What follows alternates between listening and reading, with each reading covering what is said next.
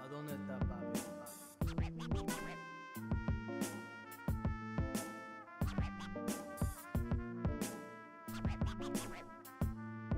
¿A dónde está papi?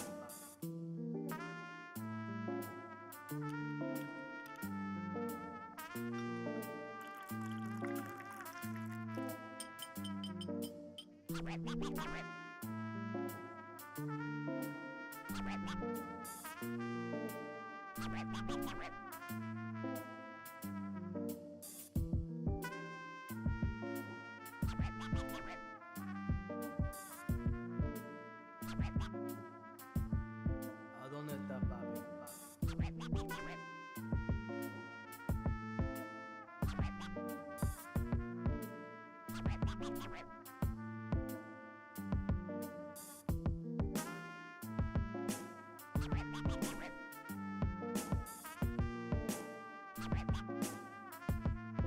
¿A dónde está papi?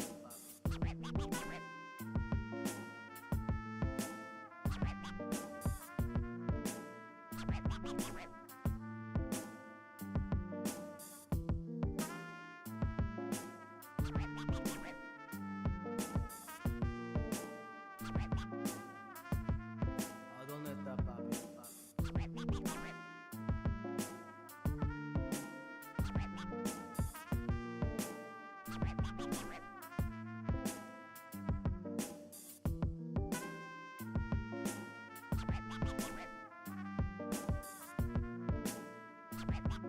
¿A dónde está papi? ¿A dónde está papi?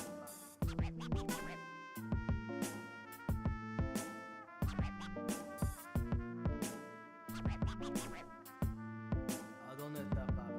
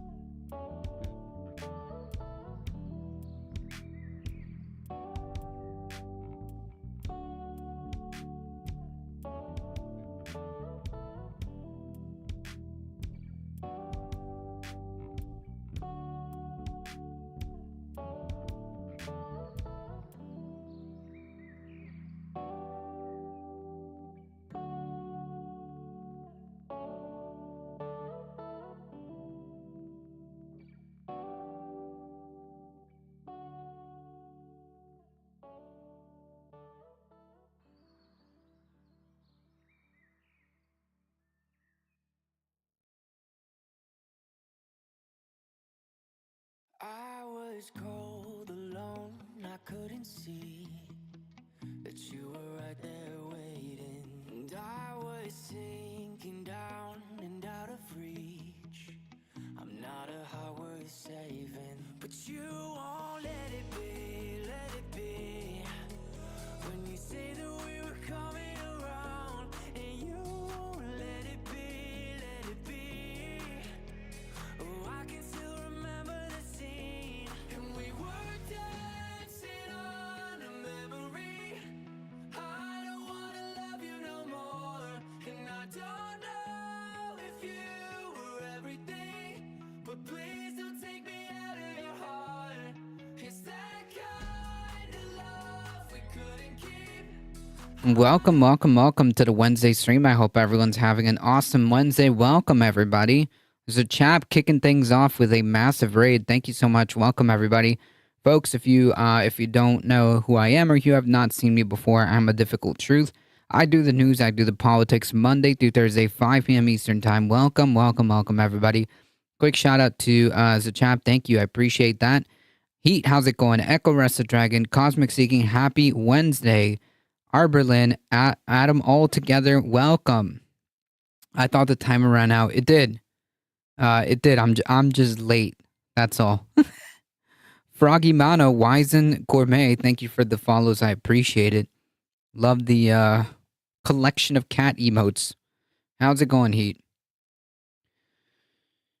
Your interest turned into a new territory. Yeah, it just when the music runs out, when the music runs out, it just starts cycling into a default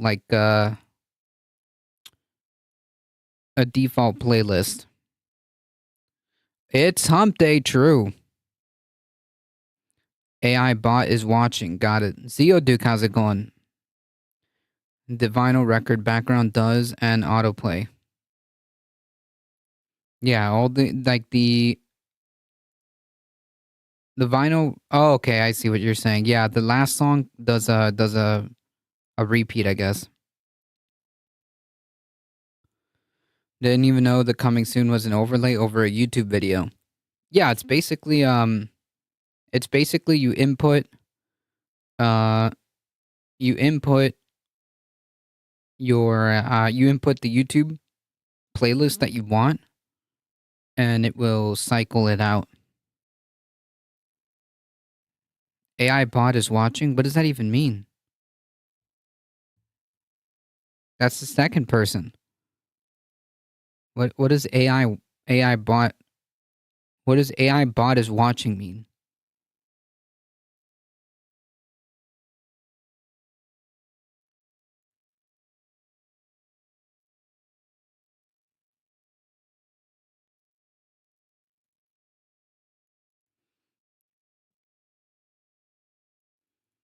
Cosmic is an AI bot? No, I've seen. No, they've been around for a while, or has a.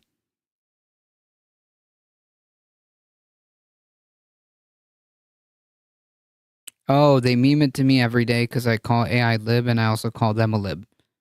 I mean, it's not a meme if it's true, right?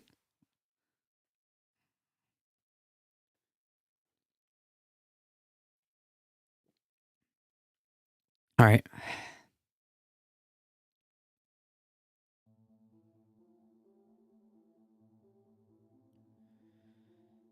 Whew. We have a few things to cover.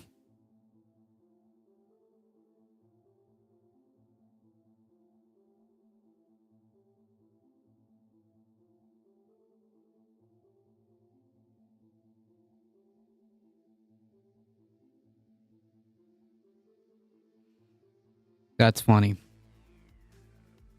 I mean, I have heard of Twitch accounts being hijacked and then being used as a vassal account.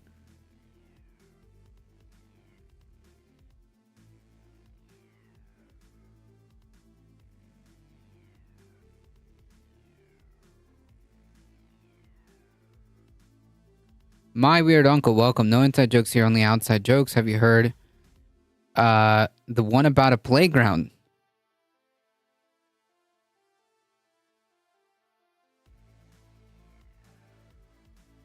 No, I have not. All right. Looks like everything is good. Let's get started, folks. We have a few things to go through, and I'm exhausted. I did not get a good night's sleep, so I'm gonna try to rest today.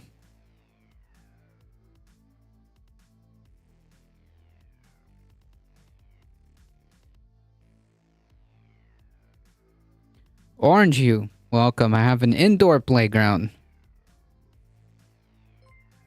I don't have a playground at all. My Scarecrow won an award for being outstanding in its field. Badum-tsh.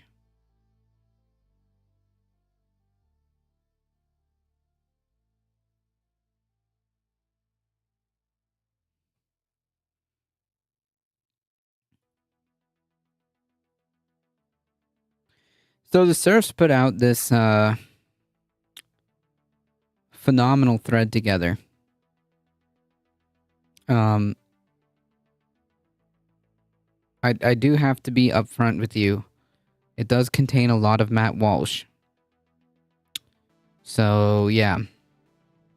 Putting on a video? Yeah, we got a few videos, and then the headlines is as usual.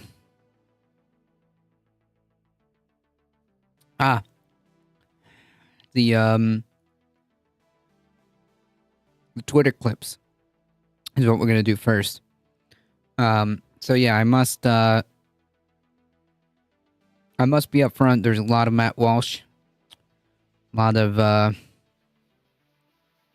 of fascism, you know, a lot of racism, a lot of white supremacy. So yeah, so I think Scarecrow joke was on The Last of Us. Great show.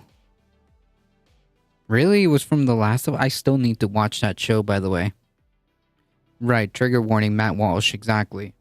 How's it going, Echo Resto Dragon? Where's the Sam Cedar? I am Sam Cedar. I am the Sam Cedar. I am the Sam Cedar.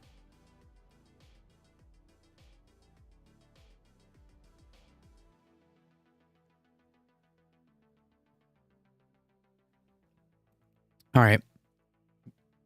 Yeah, gag reflex warning. You've been warned.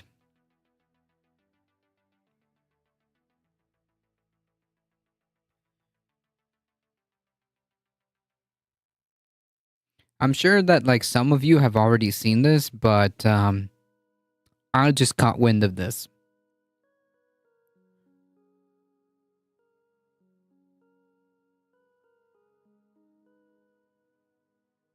Are you Serial? No, I'm Cedar. I'm Cedar. Bringing the culture with them. If they, of course, they're going to. Of course, they're going to. That's what makes them Mexican. Of course. So apparently, bringing, apparently, culture is inherent to race, according to Matt Walsh. Like, you know, they're Mexican. Of course, they're bringing their culture. The fuck does that mean? That's not true at all. That's not true at all. That's not how this works. Like, there isn't an intrinsic connection between being a certain race and culture. But of course, Matt Walsh is a white supremacist, so that's what he believes. Of course they will. That is not. I'm saying if they stop identifying themselves as just Mexicans and they start, appreciating the country that they currently reside. What is the country? I mean, America. Well, then, what does that mean? If you take away the Anglo-Saxon culture, which They would be American, Matt Walsh. What are you talking about? They would be American. And besides, like, the whole point of America is that it is a massive melting pot of cultures. Or at least that's what we were told, right?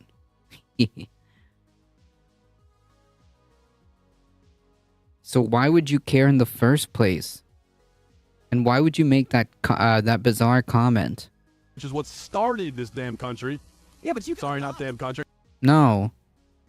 You can adopt philosophies, is my point. So I'm confused by Right, like you can like culture has nothing to do with race. Culture has nothing to do with race. It has to do with like the environment and the people and the society you grew in. That's it. by race or culture. Like, what are you promoting? Both. You can't separate them. They're the same. Right, and then he clarifies very explicitly by saying that you cannot separate them. I mean, like, this is as, like, classic, like, white... This is as classic, like, white supremacist talking point, like, indistinguishable. Like, if you didn't know, if I wrote this down, like, if I just transcribed it and put it, like, on, like, a 4chan meme, it would be indistinguishable. Like, you can go on 4chan and, like, read posts like this. It's indistinguishable.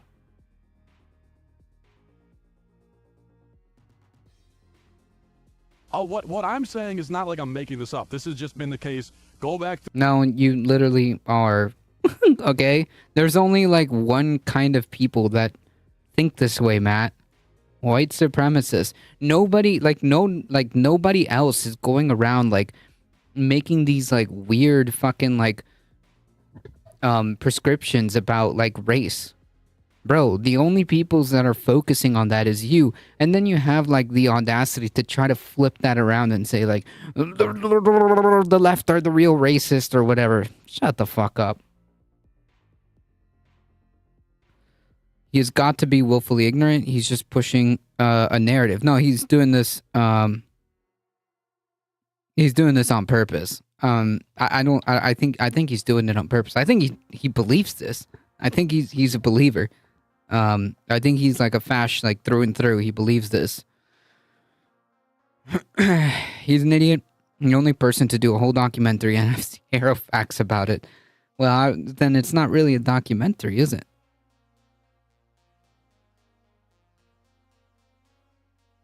through history. This is just the way it works.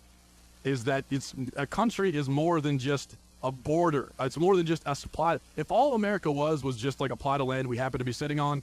I mean, yeah, it's kind of how it was divided. Yeah, that's it. It would mean nothing to me. Okay. But because it's also identified with a way of thinking, a way of life, a culture, a philosophy. A race? A race? Follow-up question, Matt. Which race? Hey, Bond, how's it going? Joe Rogan made him look dumb with simple baseline questions on trans. I mean, like, anyone that has, like, a basic, like, Socratic method of just questioning, like, far right ideology can bring it down, right? Because it's incoherent. That's why it's so effective to well, if you were to be in the position of, like, pushing back on these type of ideas, the best way to handle it is by simply asking, like, some baseline questions, because fascist ideology is incoherent. And they twist themselves into pretzels to try to make it all work. But in reality, once you start asking some baseline questions, it gets hard. It gets hard to navigate because it's an incoherent ideology. They can't do it. Because that was all there, and it was an Anglo-Saxon thing, then, you know, you that's what I identify with. It's not the location. What? And the geography that I identify with. Yeah, I like the rolling hills and I like the Purple Mountains majesty and all that too. But what I like most is the culture and philosophy that was distinctly Western Anglo-Saxon. That's not even true either. And that's what it was. And so Like this is about like as ahistorical as it gets. Jesus Christ. Do these alt-right right-wing pundits know what manhood is or womanhood or what mixed race is? They know what all of those things are, and they're aware that these are just constructs that we created as society. They're completely aware of this. They just want to wield it as a weapon themselves to for control. That's it. Like, they absolutely know that, like, the concept, they understand that the concepts of, like, manhood and womanhood are just social constructs. They know that. They just want to be in control of that. They want to be in control of what that is, of what the social construct is. And they want to impose that on everybody else.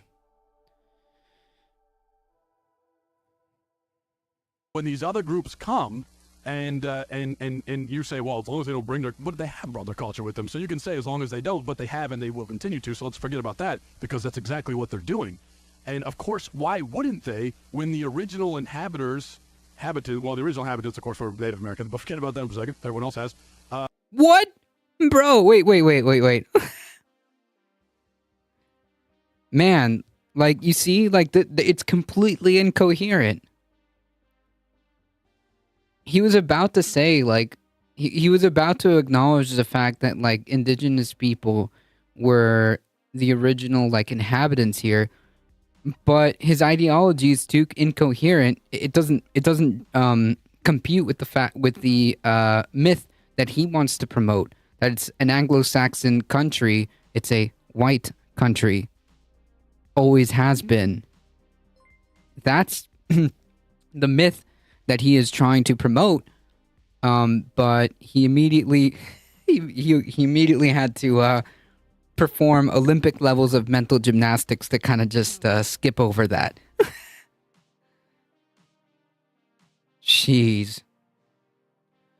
Five Skin, thank you for the follow. I appreciate that. When the original inhabitants of at least the United States of The original inhabitants. You mean the indigenous people? Nah. Let's forget about them for a second. Let's table that and let me rewrite history for a little second, all right? Go on, tell us, Matt. The first American inhabitants, okay? White people. Got it. All right, let's go. America are dying off because we've decided we're too cool to have kids. Then why wouldn't they bring? Yeah, and then immediately into like the whole like great replacement theory. Got it. All right, cool, nice. Society changes anyway, says pundit is incorrect. They're based on a false premise. Yeah, it's based on it's incoherent. Fascist ideology is incoherent, by definition.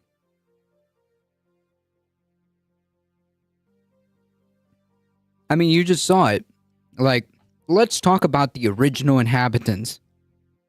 You know, the Native Americans? Wait. No, let's table that for a second. The real original inhabitants, white people. Bro. Makes zero sense. He didn't just say that. Oh yeah, he went straight into the he went straight from the original inhabitants are Anglo-Saxon, i.e. white people, straight into the whole, like, white people are in decline, great replacement shit.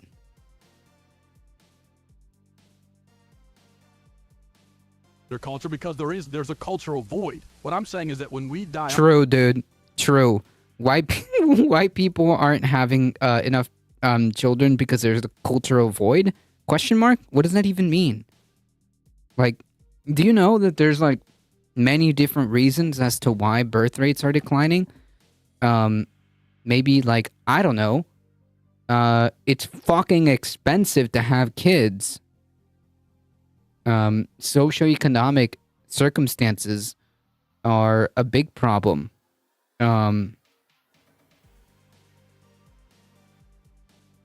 for one thing, even though Matt Walsh is an idiot, he's incredibly dangerous, just like Trump. 100%. I'm not going to dispute that. 100%. That's why we're going over this. That's why we're going over this. I'd agree that the actual original inhabitants were genocided, though. 100%. But he can't talk about that because that's not what he's interested in talking about. And genocided by whom? Right? So yeah, no, he can't be talking about that. That's not of his interest. Because kids are expensive, houses are in short supply, people, yeah, like there's so many different like reasons. Kids are expensive.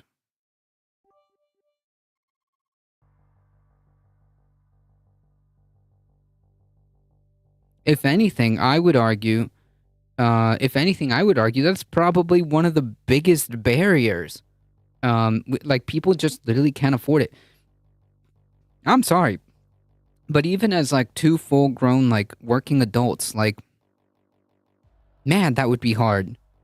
Like, we would be stretched to the max, I think. If we introduced a kid into the equation. Like, man, that would be without any outside support. It would be rough. It would be rough. We'd be counting pennies. But yeah, there's a lot of different reasons. Like, just generally, like industrialized, or more, like, to use the colloquial term, like, more developed nations, like, just by I don't know, nature of the way it goes, they usually have lower birth rates anyways. There seems to be a correlation between higher standards of living and the decline in birth rates. Correct me if I'm wrong. I don't know. That might be. I found 2 articles where 50+ couples are getting divorced or separated, starting to date again, or be single. I mean, yeah, well, there's a lot of different reasons for that. Mid-century America has better wages and benefits. Single income could actually buy a house with a yard even. Yep. Not anymore.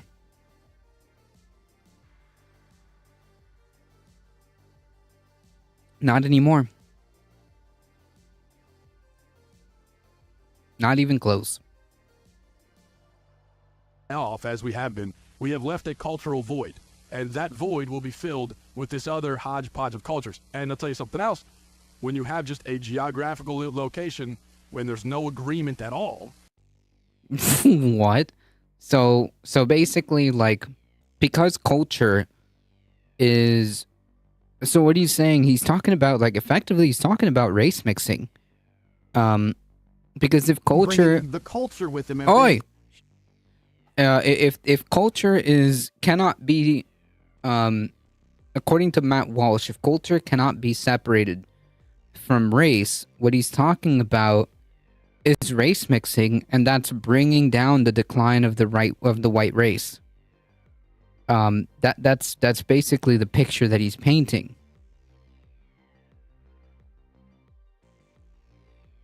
But they expect us to pop out 3 kids anyways, exactly.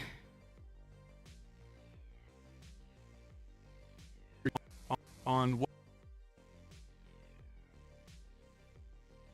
what's important to you, what your values are, and all that, that country cannot exist for very long, and that's where civil wars come from. That's why we fought the Civil War to begin with, was because the Civil Wars fought because of slavery. It's literally in, like, every fucking, like, Confederate document. Why the Civil War happened was over slavery. That's it. There's a culture difference between the North and the South, and we're going to be heading that way again. What? Wait.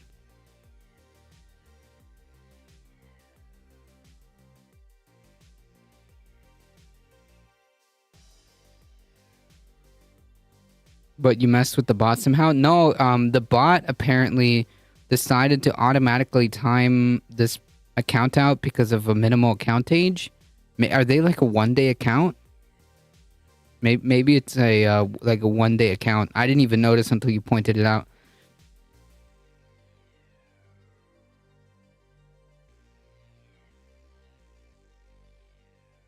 Sorry, hold on. Let me replay. How's it going, Michael Hassler? Between the North and the South, and we're going to be heading that way again. Wait, he said that there were cultural differences. Culture is inseparable from race. Cultural differences. Culture is inseparable from race. Huh. If we don't say, okay, this is who we are, and by the way, the people saying this is who we are need to be plentiful and strong. I agree. And potent. I just personally feel that you don't have to be an So, wait a minute. Who is he talking about? Anglo-Saxon to continue that line of thought. I just think people need to be more patriotic about the country in which they live, know more about its heritage and where it came from and how it sprang about. I mean, I married somebody that's, I don't think Maria's Anglo-Saxon, and she definitely has left her culture at the door. Ah, shit. Matt Walsh is gonna... Well, culture is inseparable from race, according to Matt Walsh. You still, degraded the white race, dude.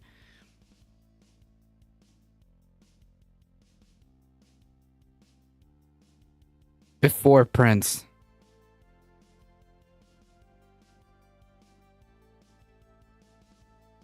So, I mean, if Maria and I have 5 kids, like, now I'm confused. Am I perpetuating the problem or helping? Yes, in Matt Walsh's world, he can't really say that because he's, like, talking to a co-host, I think.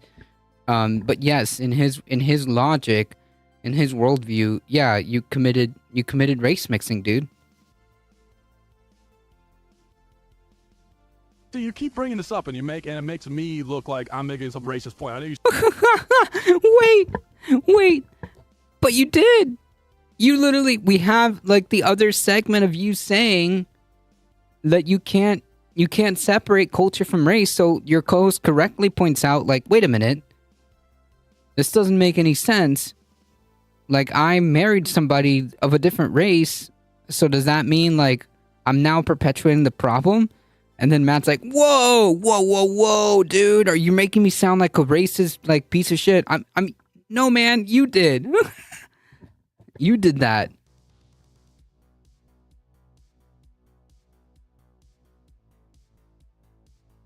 You say that's what you're trying to do, but that's obviously not what I'm saying. But you did. Wait, which is it? Is it attached? Is it inseparable from race, or is culture not?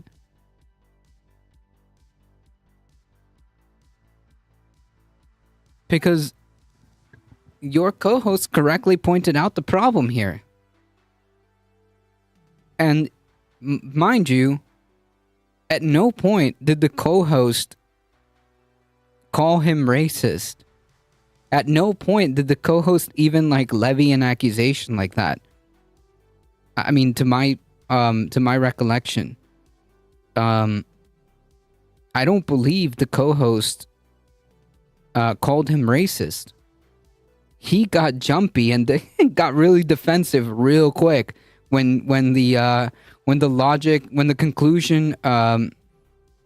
natural conclusion of his logic started to manifest. He was like, "Whoa, dude! Wait, are you? Well, I know you're trying to paint me like a racist or something, but like I'm not." Bro, nobody said anything until you did. It's kind of giving yourself away there, buddy.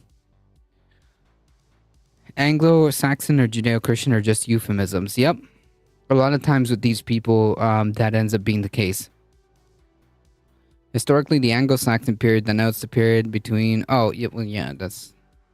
talking about literal terms. No, he's not talking about anything, like, historical. Can we rewind that for a second? So, I mean, if Maria and I have 5 kids, like, now I'm confused. Am I perpetuating the problem or helping? See, you keep bringing this up, and it makes me look like I'm making some racist point. I know you say... Oh, man. Did this guy ever call him, like, a racist in these small clips? I mean, it might have happened in, like, another part of the Of show. course they're going to. Of course they're going to. That's what makes them Mexican. Of course they will. That is not. I'm saying if they stop identifying themselves as just Mexicans and they start, appreciating the country, they're like, what are you promoting? Both. You can't separate them. They're the same. What I'm saying is not like I'm making this up. This has just been the case. Is the culture philosophy with geographical location? In no part of the clips we've heard so far has like the co-host called him racist. He brought that up. I mean, like, unless there's like other, segments that we're missing,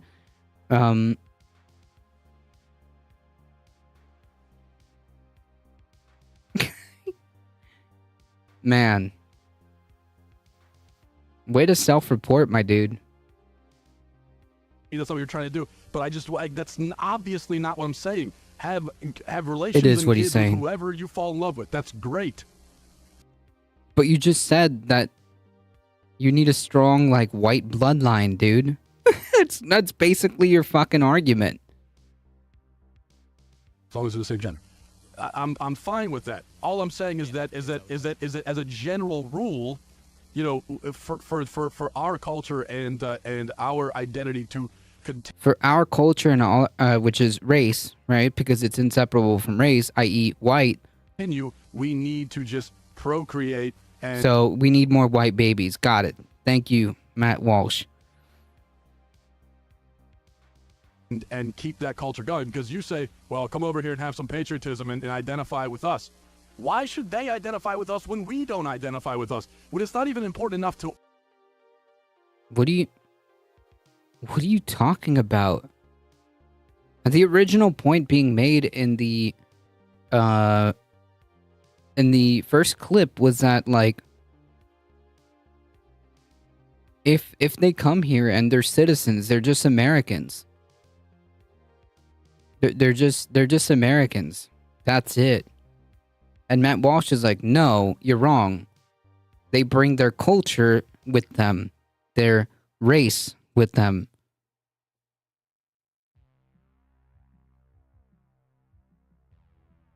Us to procreate and continue our culture, why should they give it? He's just saying slightly more than a dozen words, right? We must, what is it? We must, something about homeland for white children. We must secure, like, yeah, he's taking the really long-winded way of saying, like, we must secure a homeland for white children or some shit. I forget the complete, something to that effect. Welcome to Simulacra. Yeah, this is just like a extended version. Slightly more than a dozen words. You know, two more than a dozen words, right?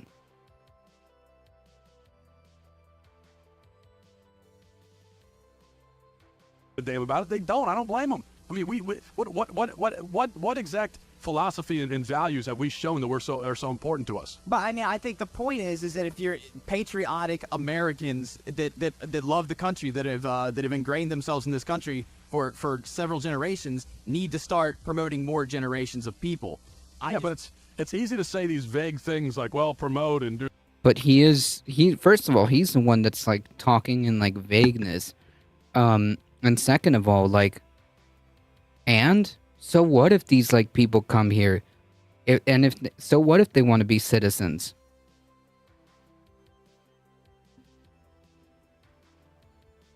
Do this and that. But it's the reality. If we actually want to talk about how to solve the problem, it's real simple, but it involves us all actually doing something, which, like I said a million times now, is frankly just having kids and passing that down to your kids. Yeah. All right.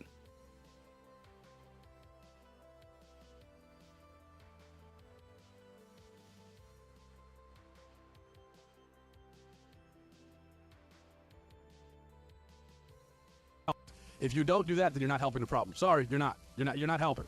I mean, we can all say how we'll just promote the values of this and that. But the way you promote values is to have children and pass it on to them. No.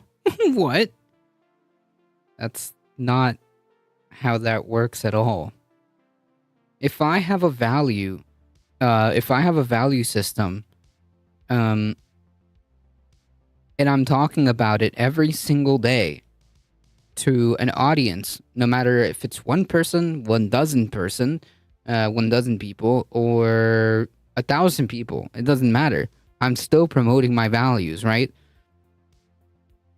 When I talk about like promoting things like universal health care, I'm promoting my values. I'm promoting my values to people by just simply putting it on the internet. Maybe one person might see it or nobody, it doesn't matter. Or thousands, I don't know. But I'm still promoting my values. I have 0 children. Except for my 2 cats.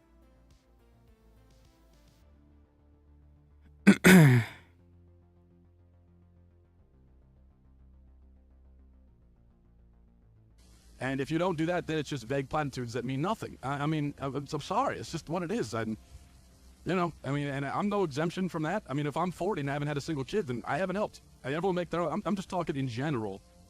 The way in general that this country will reclaim itself, that's the way. Or we can become extinct. If that's the route we choose, then, hey, it was a good run. Got a good 300 years out of it, almost. If you don't... Yeah, so, a mishmashing of a mishmashing of the what's important to you, what your values are. Great Replacement Theory, 14 words, and just like ahistorical, just like completely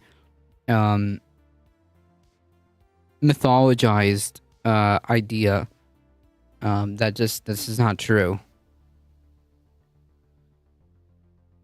We need a buddy emote, true. There's a few things that we need. There's a few things that we need that I have not worked on.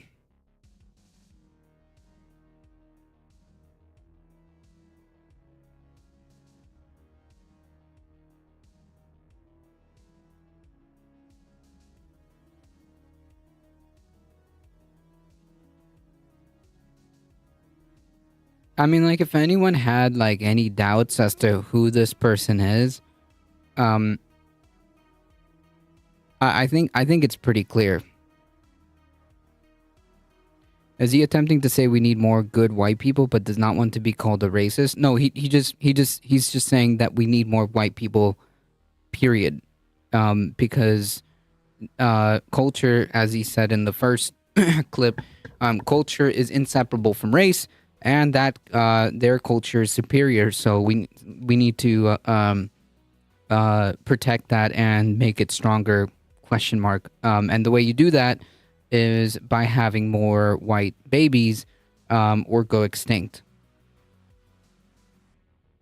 That's literally what he said. I mean, like, the best way to describe it is like he basically like did like the entire Great Replacement Theory and a long-winded version of just like the 14 words without saying the 14 words, essentially.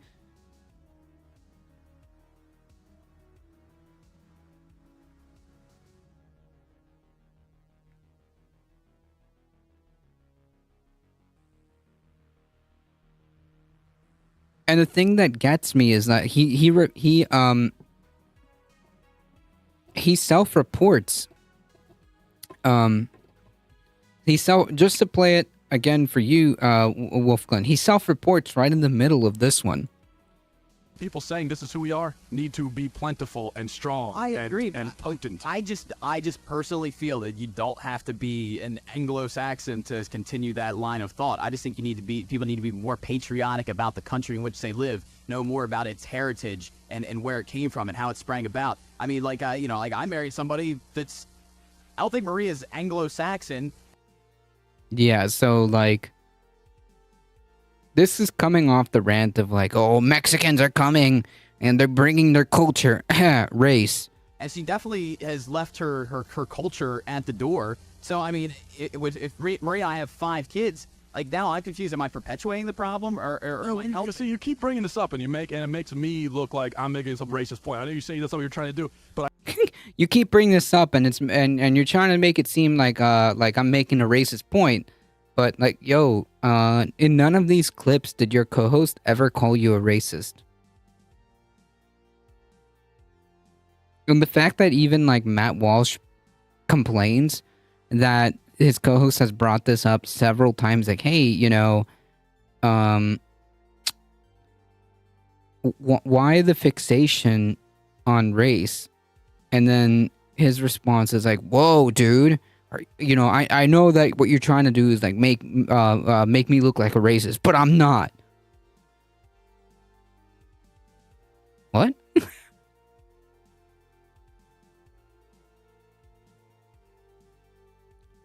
We want that too, but you won't teach CRT. True. That's obviously not what I'm saying. That's obviously not what I'm saying, as he says obviously what he means.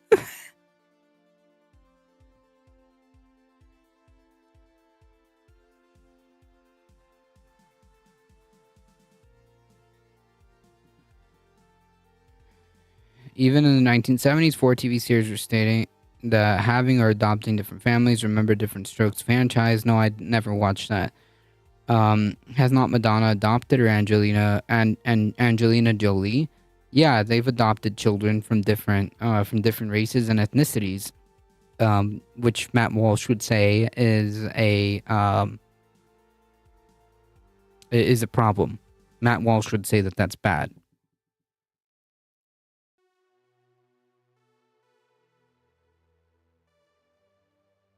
I mean, like, if there's any doubt as to who and what this guy is, I mean, like, I think pretty much like we can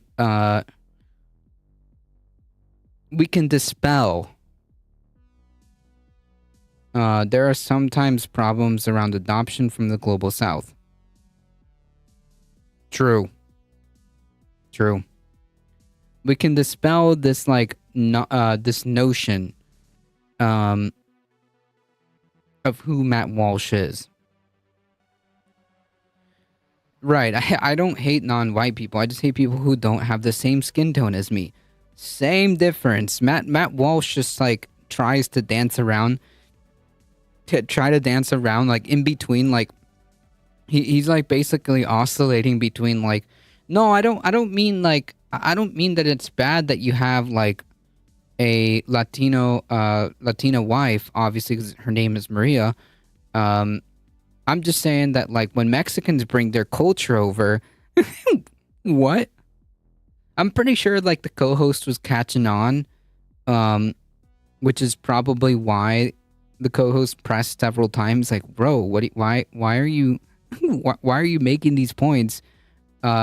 Which ended up in that exchange, where Matt Walsh acts very defensive.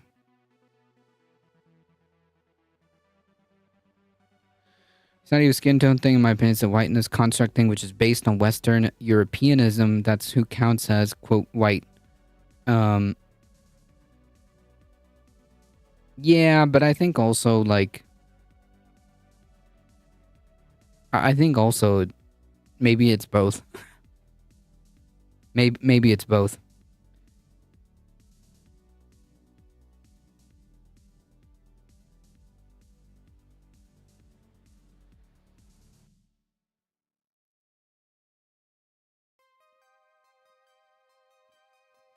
Anyways, I'm pretty sure it's abundantly clear what Matt Walsh is talking about. I think it's abundantly clear what Matt Walsh is talking about, and you can hear and listen to his own words. They're about as clear as it gets. The arguments are, we need more. We need to secure. Oh man, I can't even remember these damn things. Hold on.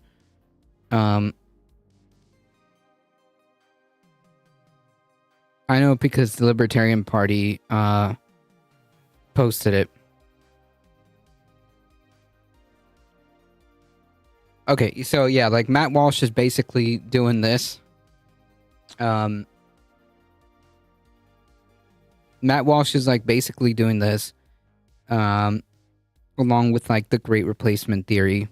That's it. That's basically like the entirety of that post.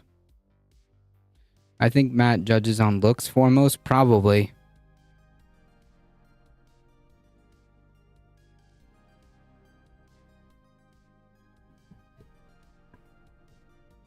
All right, I think this is like relevant to the conversation that we were having yesterday, so I think we should play this. Thank you very much for joining me. In the midst of climate change and all of the incredible devastation it is causing in our country and around the world, in the midst of unprecedented income and wealth inequality and a growing gap between the very rich and everyone else, in the midst of a corrupt political system dominated by billionaire campaign contributors who believe they have the right to buy and sell politicians. Not only believe that they have the right, but secured that legally. I might add.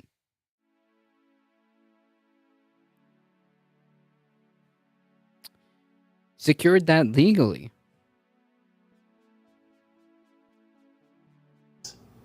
In the midst of right-wing efforts to undermine our democracy and so many other issues. And this is 100% true.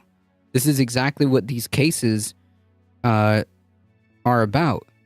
This is exactly why Trump is being prosecuted, right? This isn't an exaggeration. The statement that like the right wing in this country is trying to literally undermine elections is not an exaggeration. It's what the evidence presented basically painted that picture and painted it well enough for a grand jury to issue these indictments, right? And like, we don't even have to go that far. Everybody who's into politics and everybody who is paying attention to the January 6th hearings, who saw the showcasing of evidence, knows that like this was pretty this was pretty evident. This is pretty obvious that this is what the right wing was doing. This is what the Trump campaign, the Trump lawyers, and the Republican Party coordinated to do. I mean, there's literally emails, text messages, phone calls.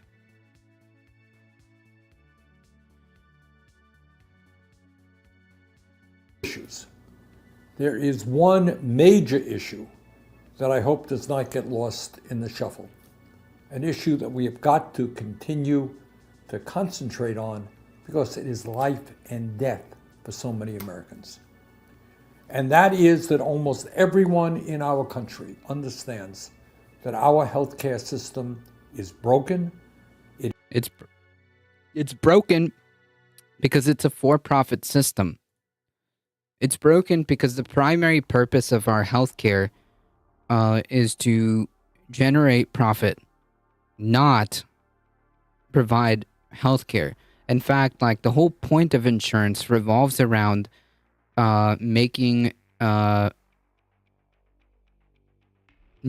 much money as possible while cutting as many corners as possible, because that's where a lot of your profits come from. It's the premiums, the copays, and all that nonsense.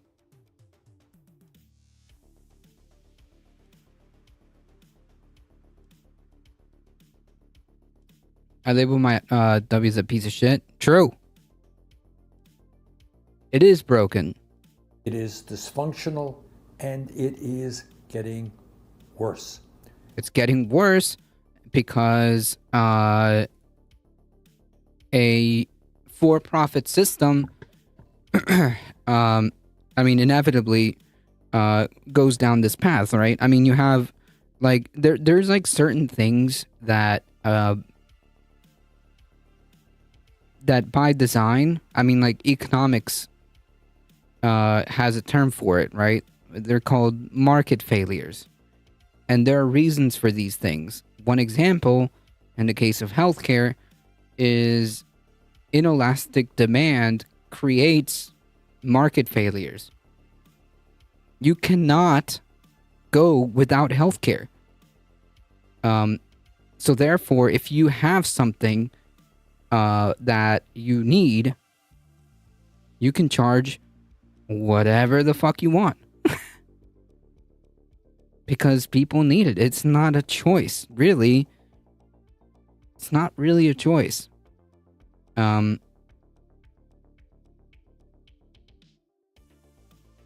Imagine Sanders as president for the past several years. I mean, like, I don't expect, like, Bernie to single-handedly solve these problems, but, like, I imagine that at the very least, a President Sanders would be much more aggressive and would definitely, at least, in my opinion, at least would put up some kind of fight.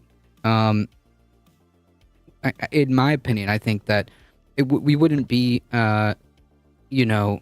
talking about like Sleepy Joe and watching like Sleepy Joe capitulate to, like, for example, I don't know, like the fossil fuel industry. It wouldn't be that easy. Not to say that like someone, because of course, politicians and all, but like it would be a lot harder. And I think that Sanders would be pushing for much better policies, and I think that he would be more effective. I think that he would be more effective. Granted, he might not get everything, and granted, he might obviously not be able to solve every single problem with the snap of his fingers, but I think he would be more. I think he would be more of a fighter. Oof. Excuse me, I think he would be more of a fighter. Yeah, he'd be on TV every week, like he's doing right now, talking about the problems. Like he's literally doing that right now. But can you imagine that as in the position of president? I think he'd do some kind of like fireside chat type of thing. Yeah, 100%. They'd be trying to take him down the whole time. Exactly. That may be the case, but he would still be doing this every single week or every single day. Obviously, just like in the position and the, using the apparatus as the president, he could have press conferences and things like that. But I mean, he's kind of doing that, right? Last Sanders video that we played was about climate change. A rational healthcare system is one that guarantees healthcare to all people as a human right. Our system is designed period, full stop. Period, full stop. It should guarantee healthcare to everybody as just a thing. Period, full stop. That's it. That's literally it. That's what the whole point of having a universal healthcare system would be.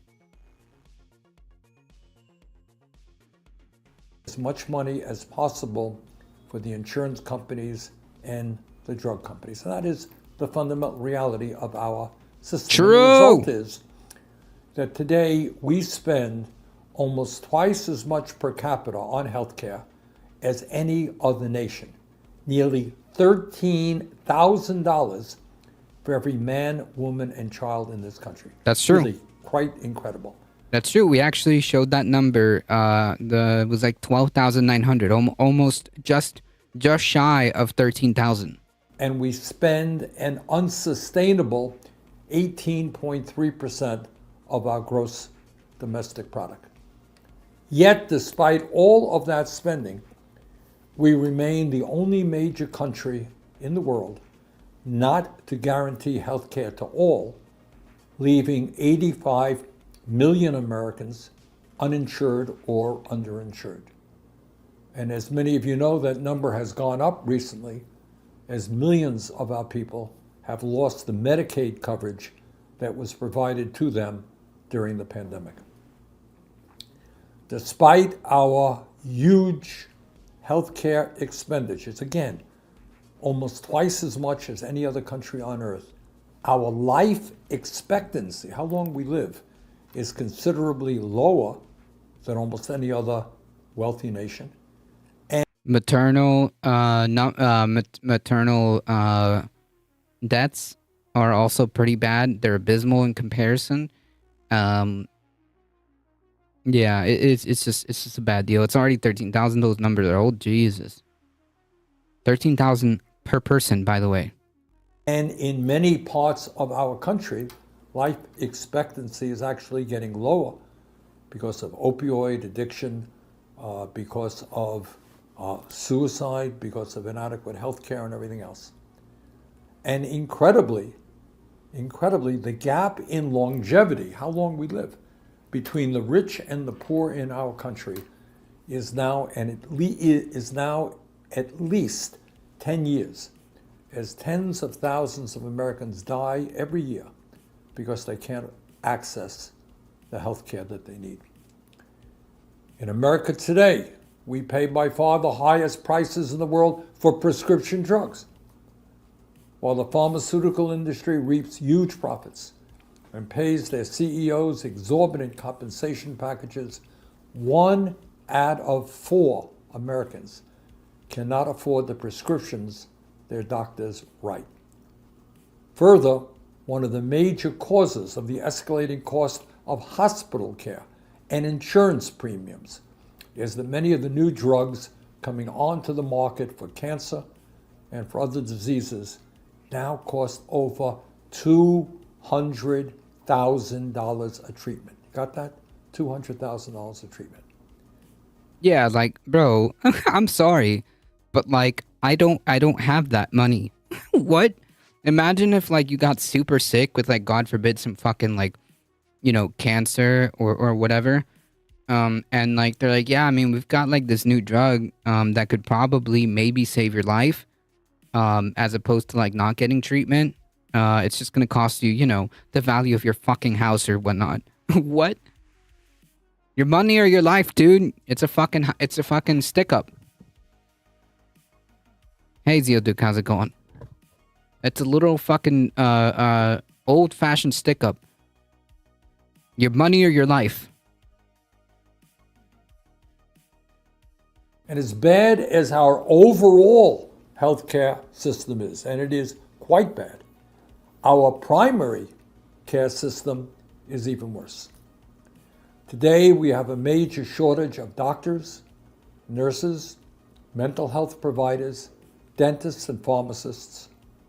And those shortages will only grow as a result of the COVID burnout that many providers experienced and the aging of our healthcare workforce. As a result, tens of millions of Americans in every part of this country, even those with decent insurance, cannot find the medical care they need in a timely basis. Some Americans have to wait months to get a medical appointment. Others have to travel long distances to find the kind of doctor they need. According to the most recent estimates, over the next decade, our country faces a shortage of over 120,000 doctors, including a very significant shortage in primary care physicians. The nursing shortage may be even worse. Over the next 2 years alone, it is estimated that we will need between 200,000 and 450,000 more nurses.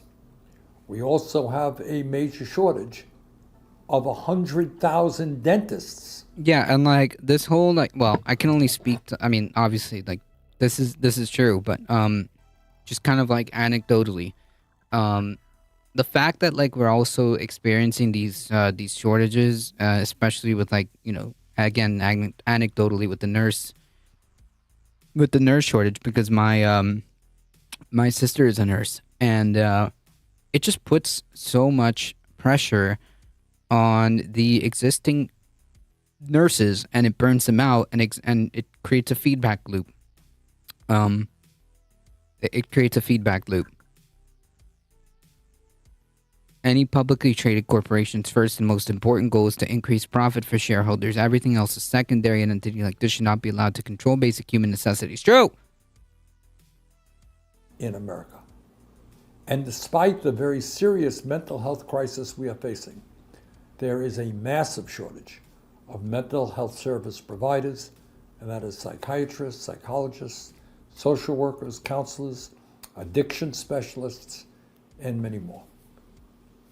Further, our home healthcare workforce is also totally inadequate. Now, here's something that's really interesting and kind of explains why we end up spending so much on healthcare. Most countries spend between 10 to 15% of their healthcare budgets on primary healthcare. Canada spends 13%, Germany spends 15%, Spain spends 17%, and Australia spends 18%. We spend less than 7%. In other words, we spend less than half of what other countries spend on primary health care. So it happens that instead of investing in disease prevention, in keeping people well, and enabling people to gain easy and timely access to the medical care they need when they need it, what do? We kind of ignore those issues, and then we spend very heavily on hospital and tertiary care, and we force people with very common illnesses. Right, because like it costs a fuck ton of money to even like see a doctor. And I use that term a fuck ton because to a lot of people it is. You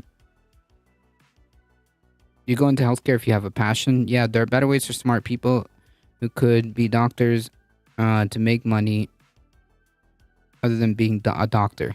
That may be the case. Also, the current system makes doctors see 40 more patients a day. Patient care goes down. Yes, probably for the reason that Bernie explained. Because if there's a doctor shortage, then one doctor's going to see more people.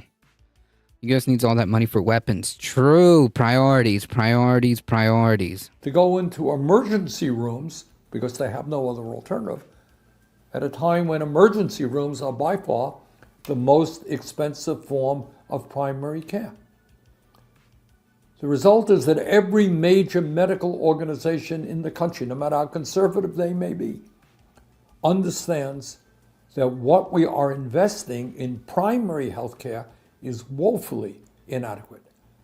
They understand that focusing on disease prevention and providing Americans with a medical home will not only save lives and ease suffering, it will save billions and billions of dollars. Providing primary care to all is not only smart health care, it is cost-effective health care. As chairman of the U.S. Senate Health, Education, Labor, and Pensions Committee, called HELP, I am working hard on bipartisan legislation that will begin to address some of the healthcare crises we face. Not all, but some. Legislation that I'm working on, if passed, would be an important step forward toward a more humane and rational and cost-effective healthcare system. And this is what that legislation contains, among other things. Working with the Senate Finance Committee, we would significantly increase the number of doctors in our country by greatly expanding the graduate medical education program, residency program. We would also expand the Teaching Health Center graduate medical education program and the National Health Service Corps. The goal of all of those programs is not only to increase the number of doctors we have, but to focus on primary health care and placing physicians into medically... Man, this shit makes me so frustrated. Can you imagine if this was President Sanders trying to like push for this kind of legislation, or even more if he could? Like actual attempting to at least push some kind of solutions in the places that he can, even as a one-man senator trying to work within the position that he was given as chairman. Can you imagine a President Sanders?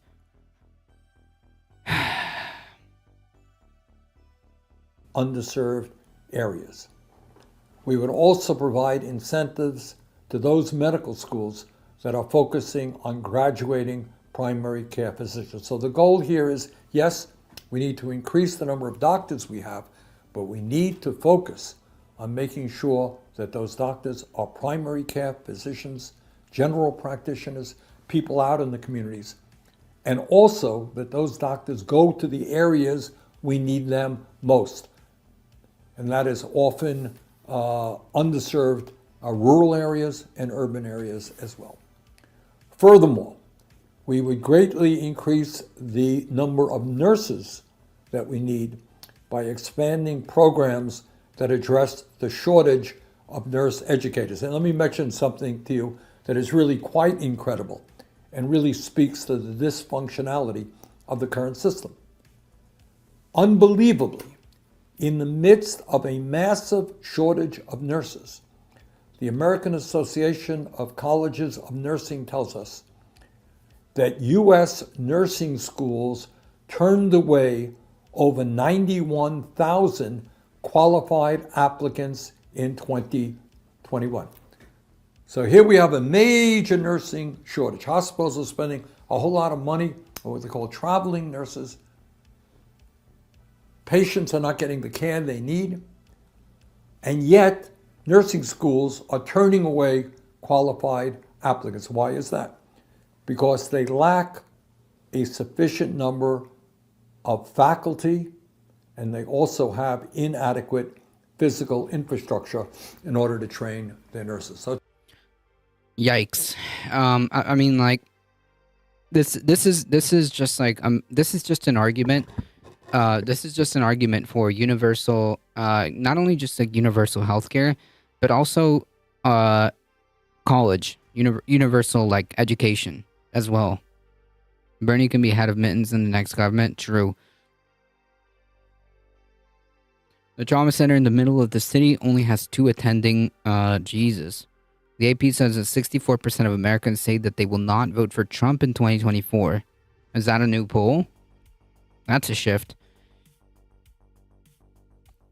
That's a shift. it's not complicated. If you have more faculty, nursing schools will be able to expand. That's for 2-year nursing schools, 4-year nursing schools, and that is what we have got to do. We're going to increase the number of faculty and the physical infrastructure of nursing schools.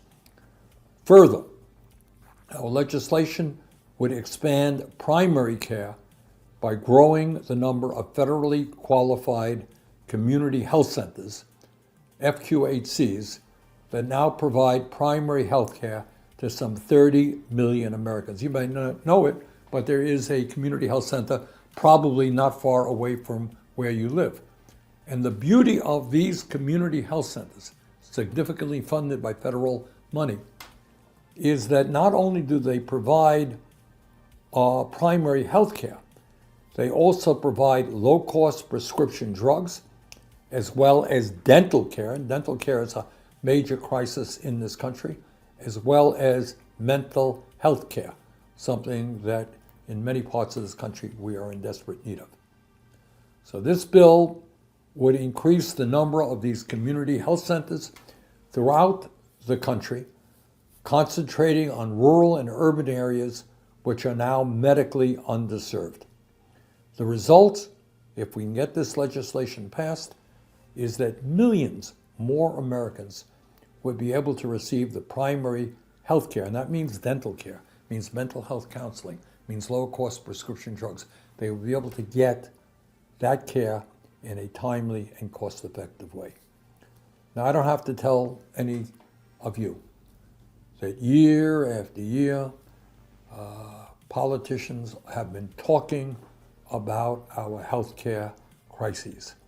Well, have they though?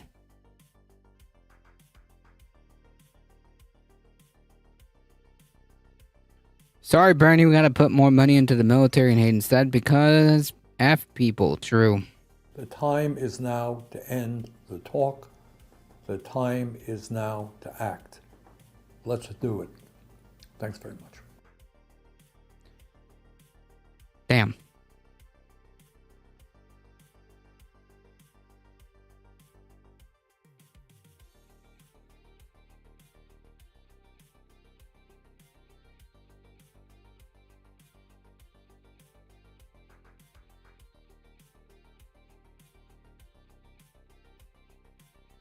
Americans are deeply divided along party lines and the views of the president. Yeah, of course. Like, Republicans think that he did nothing wrong. The poll finds 85% of Democrats approve of the criminal charges, of course, compared to 47% of independents and just 16% of Republicans. Overall, 3 in 10 Americans disapprove, including about 2/3 of Republicans. The survey suggests that the unprecedented indictments of a former president have done little to shake up the fundamental divide in the electorate. The majority of Americans disapprove of Trump, but he remains popular within the GOP. I mean, yeah, that seems to me like nothing's changed here. Overall, 35% of Americans have a favorable view of Trump, consistent, and 62% unfavorable. Among Republicans, so 7 in 10 view the former president favorably. The poll was conducted. Yeah, I mean, this hasn't changed. This hasn't changed.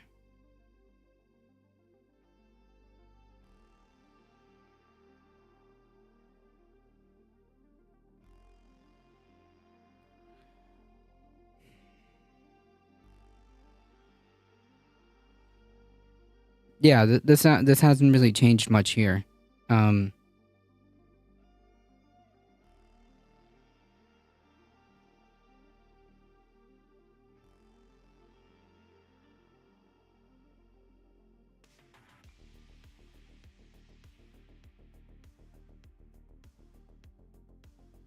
The GOP isn't getting coverage of the events from their media is a big part of the problem. Yeah, it's by design. It's by design. Like, if they do acknowledge it, they'll, like, downplay it, or they'll talk, like, they'll say that it's not really a big deal. I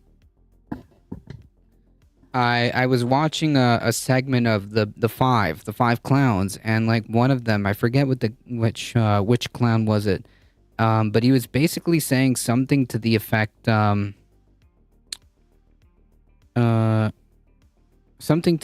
of like, oh, who cares about the fake electors? Like, the fake elector thing is not really a big deal. Bro, what? Are you serious? The fact that this dude, like, coordinated his campaign and lawyers and the Republican Party all coordinated to shoehorn fake electors in the effort to overturn an election, that's not a big deal? Yeah, it's just speech, correct. The results are based on margin of error is about 2 minutes. Okay, yeah, that's what we saw at the bottom. But no, there's no way that that this has changed. I think what you mean is, like, Trump has a very unfavorable viewing, just kind of like across the line.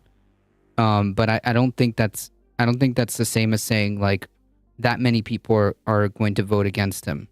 Does that make sense? Can you imagine if a mafia boss could get to be Don by just suggesting a very long series of things that it would be nice if happened? I mean, like, that's how it works, right? That's how it works, right?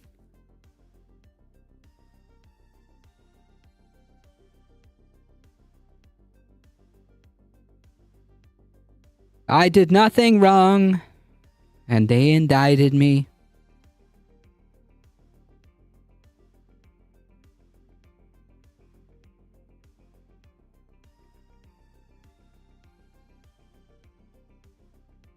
Well, after they handed down the indictments on Monday evening in Fulton County, Georgia, Donald Trump did what Donald Trump does and went completely ballistic. Not just on Truth Social, but also in an interview with Fox News Digital. Really? Oh man, is he gonna play a clip of that? Is he gonna play a clip? No. Here is what Donald Trump had to say on Truth Social immediately following the release of the indictments. So the witch hunt continues. 19 people indicted tonight, including the. Why does he talk about himself like this in the third person? Including the former president of the United States, me, by an out of control and very corrupt district attorney. Wait. How do you know she's corrupt? Who campaigned and raised money on "I will get Trump." And what about those indictment documents put out today, long before the grand jury even voted, and then quickly withdrawn? Sounds rigged, because I don't understand how the process works. Everything that doesn't go my way is rigged. Why didn't they indict 2.5 years ago? Because the investigation takes a while, my dude. The investigation began weeks after that audio recording, okay? So the investigation didn't just pop out of nowhere. The investigation happened weeks after the initial recording came out. I'm still surprised Pikachu face about "find me the votes, we already won" stupidity. Yeah, it's on fucking tape. It's on tape. This conversation happened.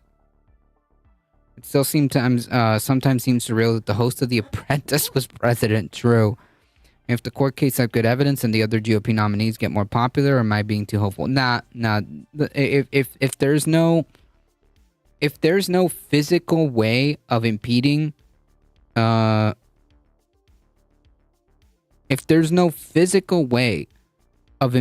this guy running, he's going to continue to run, and he's going to win the nomination for the Republican Party.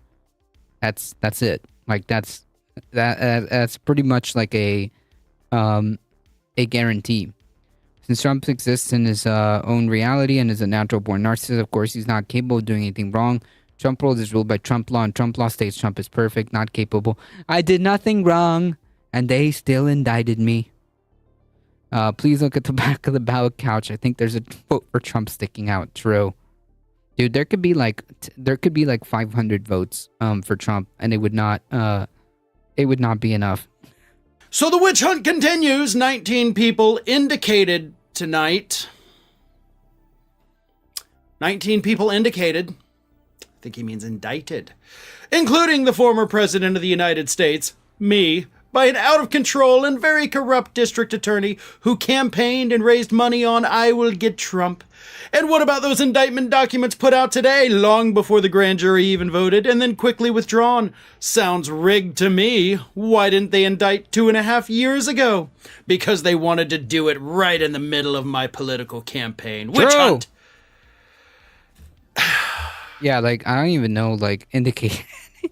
I don't even know, like, where to begin with that one. The state legislature in state pass a bill that in 8 weeks they will be able to remove the DA. Is that Georgia?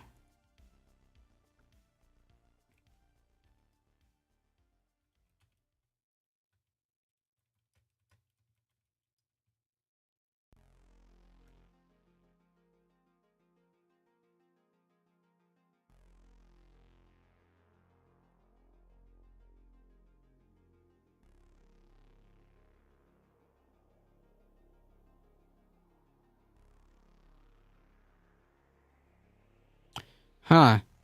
On Monday. I found this one from like a couple months ago. Georgia Governor Brian Kemp signed a bill on Friday that makes it possible to oust elected district attorneys from office if they are believed to not be adequately enforcing the law.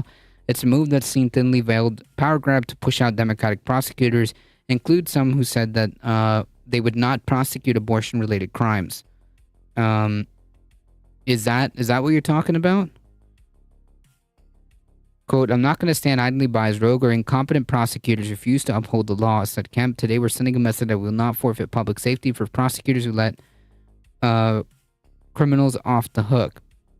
The measure comes as Fani Willis, a Democrat serving as Fulton County District Attorney, investigates Trump. Willis has criticized the measure's racist, noting this earlier. I mean, I guess they could. but I don't know if they can oust her without having like a reason, right?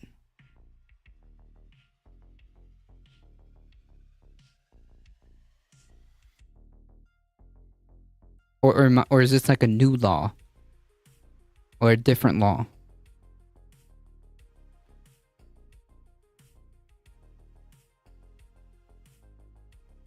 Oh, it's a new law. Okay. We're talking about something completely different. Can you send me a link to that? Hold on. GA law to oust prosecutors August 2023, I guess.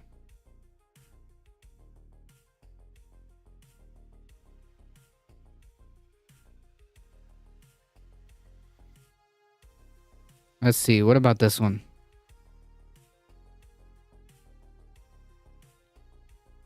Georgia prosecutors are suing to strike down a new state law. This was a couple weeks ago. 4 district attorneys are asking a judge to strike down a law to creating a commission to discipline TACA. Okay.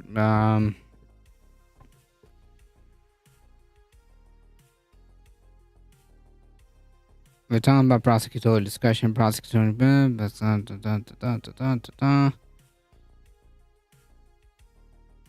No, I think this is talking about something else.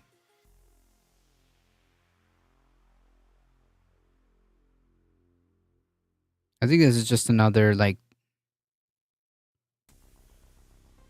Oh, I was reading. Oh, wait. Okay, hold on. Whoa, I messed up.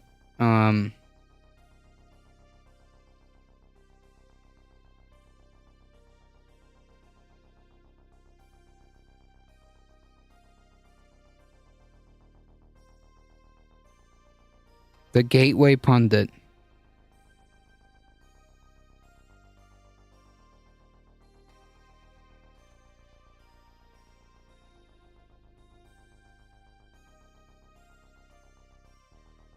Like what DeSantis is doing in Florida, Democratic wasteland.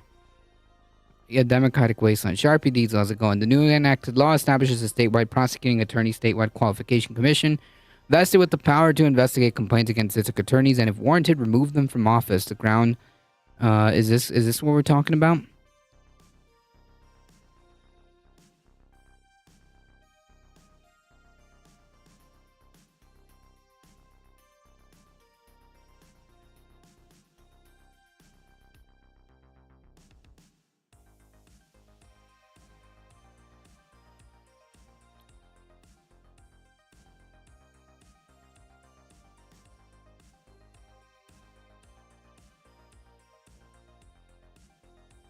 Let's see. I had one here that you said was the right one. This duty is practically unworkable and limited district attorney's ability to define enforcement priorities and approaches and distracting from the prosecution of meritorious state cases.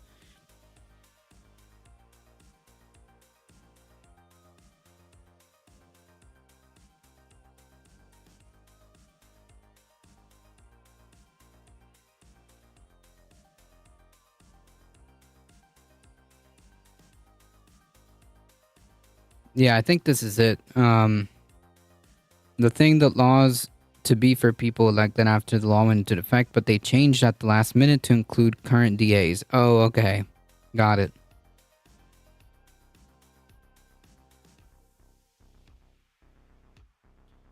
Huh. So they did a switcheroo at the end to maybe potentially have an out.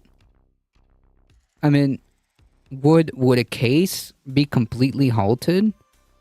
Would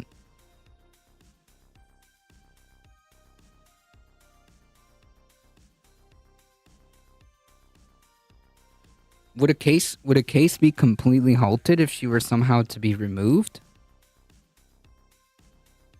Makes no sense, right?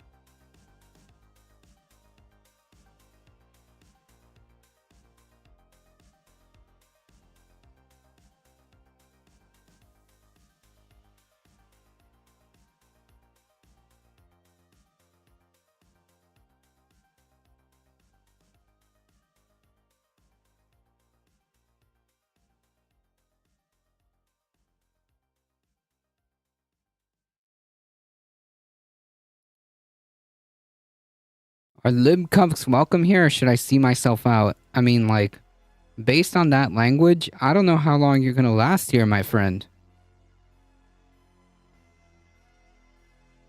I mean, if that's the case that they amended it on the last second, I mean, maybe it's an out.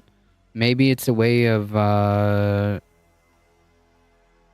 trying to give Trump an out. I don't know how that's going to play out, to be honest. So are you saying, Donald, that you should have been indicted 2.5 years ago? Like immediately following January 6th, basically, is when that would put that 2.5 years ago? That's when it should have happened? The reason it didn't happen 2.5 years ago, idiot, is because they had to actually do an investigation. Right? They had to do their due diligence. They had to get the evidence. They had to talk to the witnesses. They had to convene the special grand jury. Then after the special grand jury, they had to get the full grand jury. There's a whole process, right? We don't just willy-nilly go out there and charge people with things with no evidence and no investigation. Right, which is... no!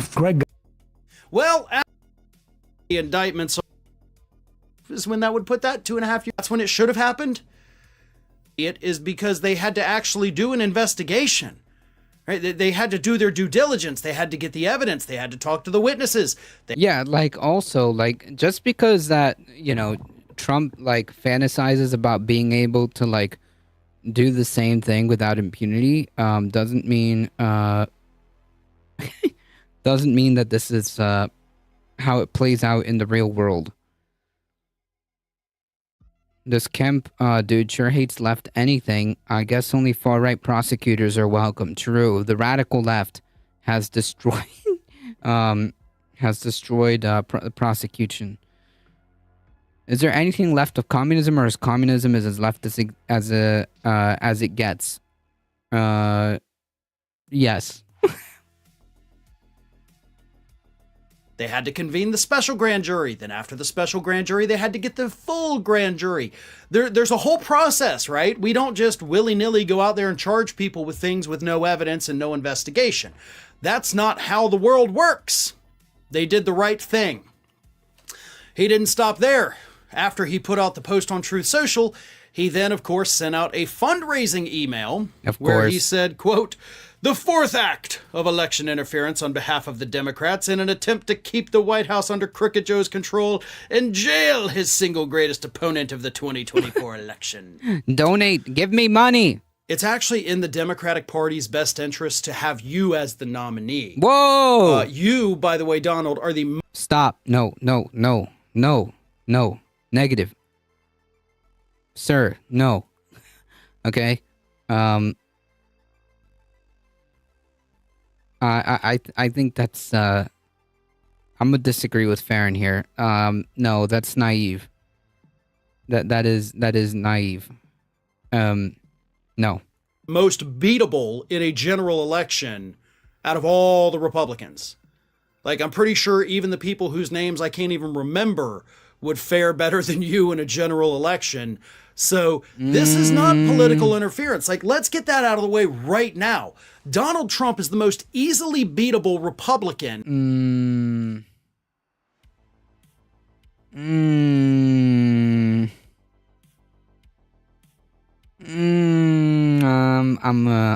gonna disagree with that one. I'm gonna disagree with that one, fam.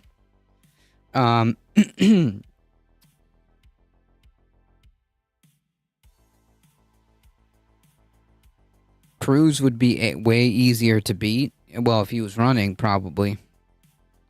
I think Farron's right. You think so? You think so? Am I gonna end up eating my hat?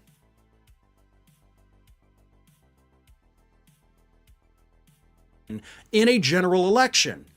So if they're trying to interfere with the election, they'd be indicting everybody but you, leaving only you. You're the one they want to run against. So all of your claims of election interference are completely backwards, because that's not how it works. I mean, like, it can't be election like prosecuting crimes is not election interference. Trump inspires people to vote against him. Higher turnout is better for Dems. Anyone else, there's probably low turnout, which is better for Republicans. Maybe, I mean, like, the way I saw it, or the way I see it, is that, like, I don't necessarily, there's like a little fly. I don't necessarily, I'm not confident in Democratic turnout. You know, even if there are people that are gonna be activated as like the anti-Trump vote, I'm just not confident that the Democrats are going to are going to see that much turnout as they did in 2020. But you might be right. I feel abortion should already cost the Republicans the next election. Maybe. It's not a winning issue, that's for sure. Then, as I mentioned, he did an interview on Fox News Digital, where he had this to say. 19 people were indicted, and the whole world is laughing at the United States. No, man, they're laughing at you. I also think normal people don't like to vote for candidates under indicated men.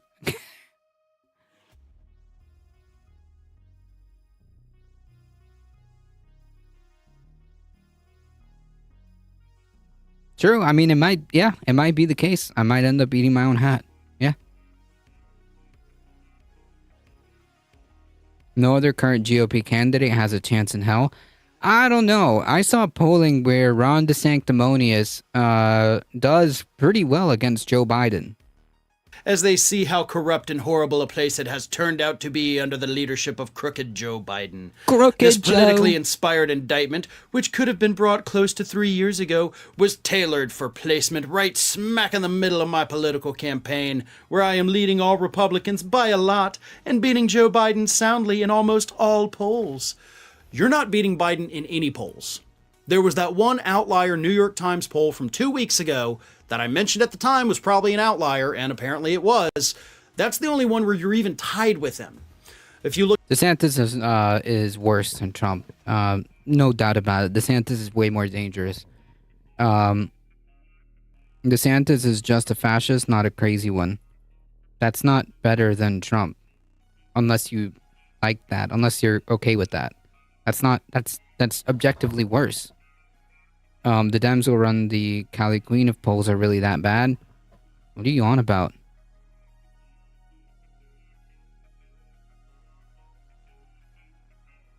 Under no circumstances should even the entertainment of like fascism being like, oh, that's the better version.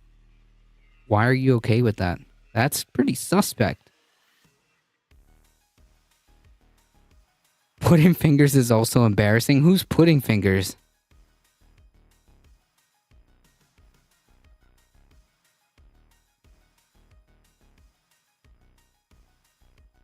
DeSantis? Is that a new nickname? Is that a new nickname?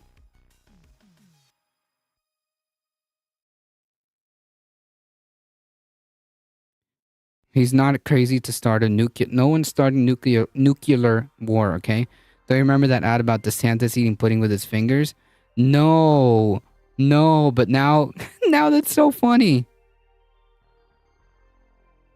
If DeSantis got anywhere close in the polls, Newsom will be pulled off the bench. Newsom isn't going to run for president.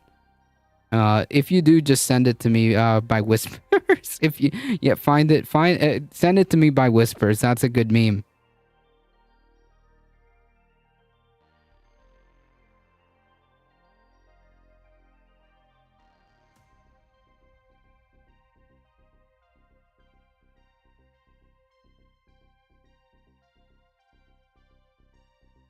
look at the polling aggregates, you are in fact getting your ass kicked by him when you take all the polls together. So, yeah. A woman at the Iowa State Fair called them pudding fingers. To me, Don is chaotic evil and DeSantis is lawful evil. I don't really give a shit. DeSantis is a fucking, like, fascist surrounded by Nazis. That's all I need to know.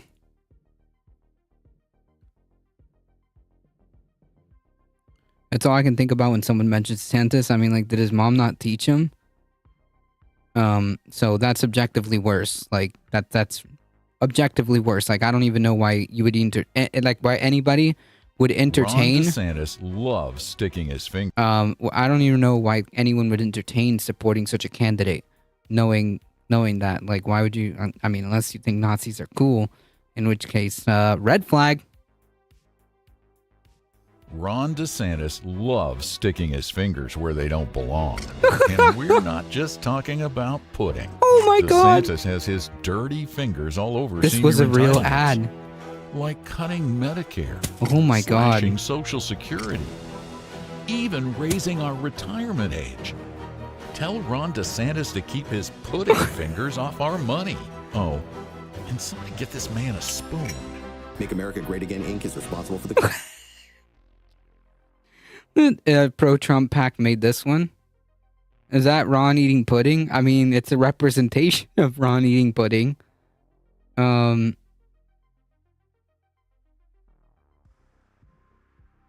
that chocolate yogurt? Chocolate pudding. Oh my God.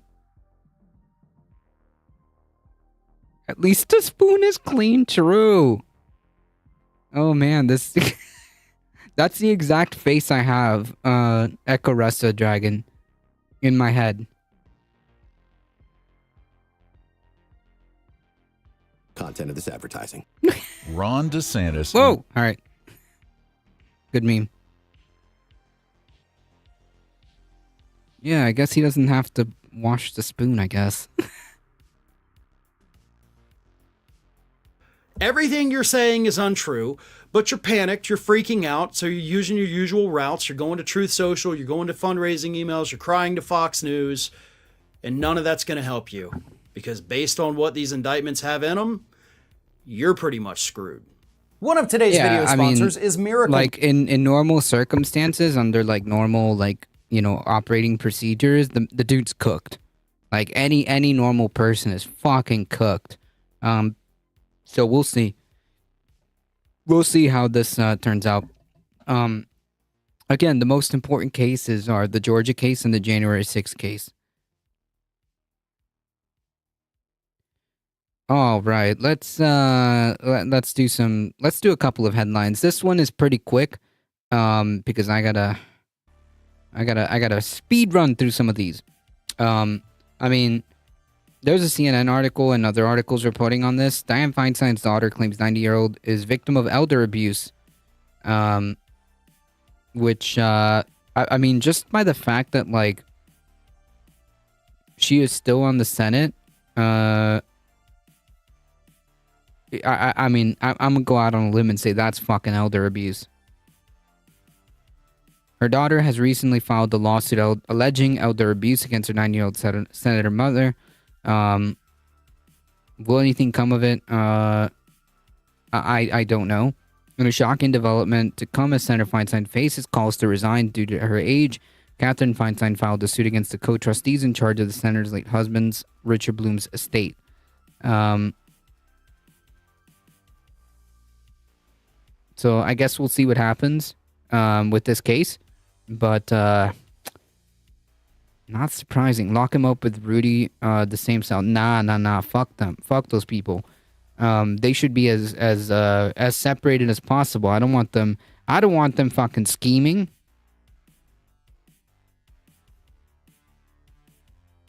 Holy lazy duck. Howdy. Welcome.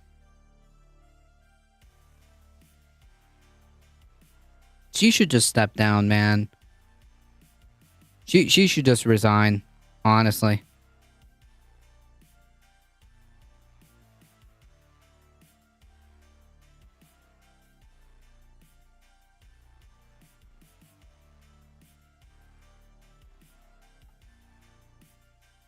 Most Americans say Trump should face charges over the 2020 election. We'll speed run through this one. Most Americans support the decision by Special Counsel Jack Smith to prosecute the former president for allegedly trying to overturn the 2020 election. More than half of U.S. adults, 54%, say that they think Trump should face criminal charges, while 42% disagreed, according to the university's latest national survey. The majority included 57 of respondents who said they were independents and 12% of Republicans, along with nearly all Democrats. I think that the key here is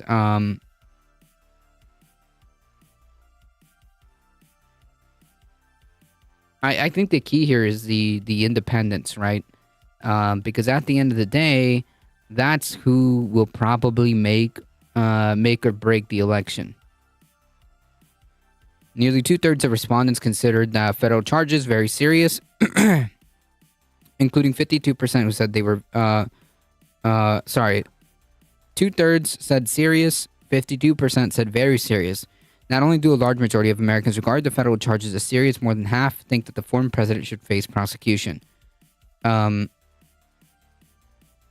mean, like, I think that pretty much speaks for itself.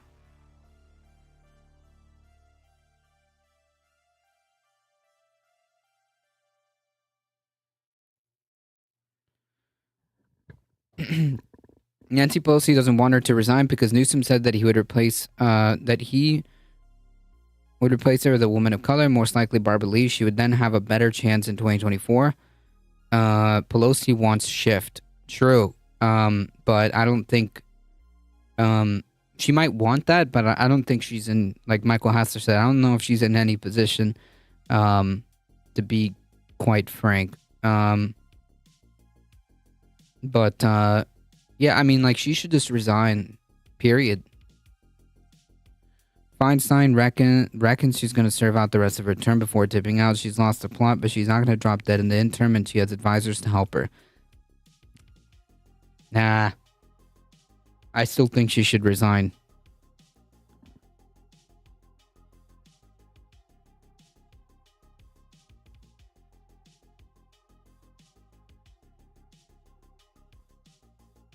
She's not going to resign, mate. I can't control whether or not she does. I'm saying, in my opinion, she should.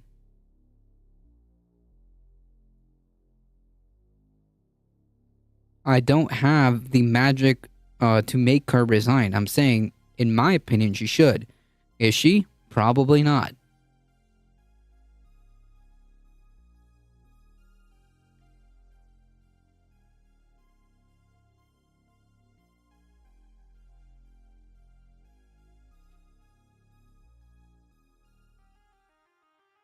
She should have resigned years ago?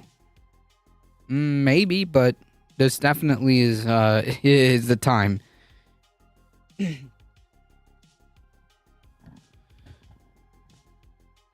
What are your thoughts on term limits? They probably should exist.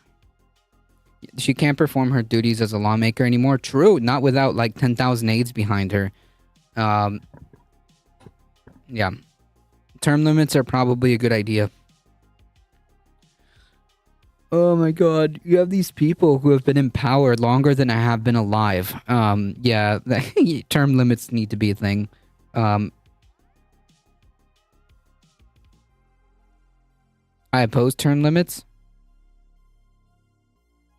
I mean, there are arguments against, like, the argument that sticks out to me is like, well, if you have somebody like, I don't know, like a Bernie Sanders, you want them to be in power for as long as possible, right?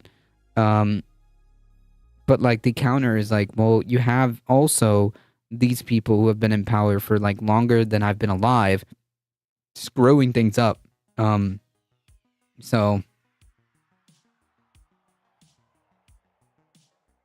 I think that right there is elder abuse, true.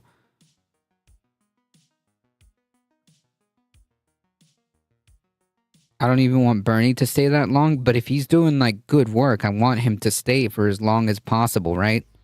I want him to be a voice and to have power in, even if he's like a lone senator, at least that person's in our corner, as far as politicians go. But that's like the only like argument that I see that could convince me. If we elect people who screw things up for longer than you've been alive, then get elected with them, and get elected with dementia. The problem is the election's not the terms, in my opinion. Yeah, I mean that's a good point. Yeah.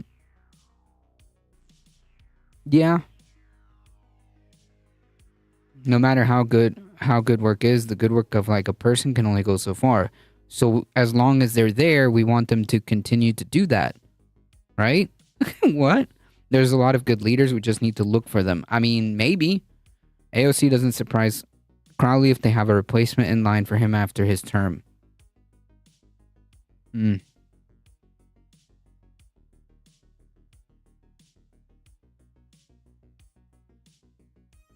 Yeah. Yeah. Yeah. That's a good point. I'm gonna take an L on that one. What would you think about term limits that ran out for a spell but can run again?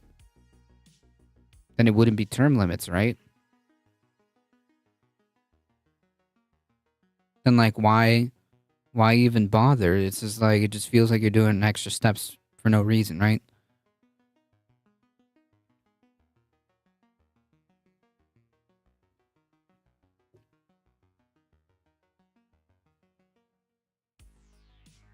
Pelosi and Jeffries are going after the Justice Dems instead of giving a shit. Yeah, but that's like a Pelosi and Jeffries problem, right?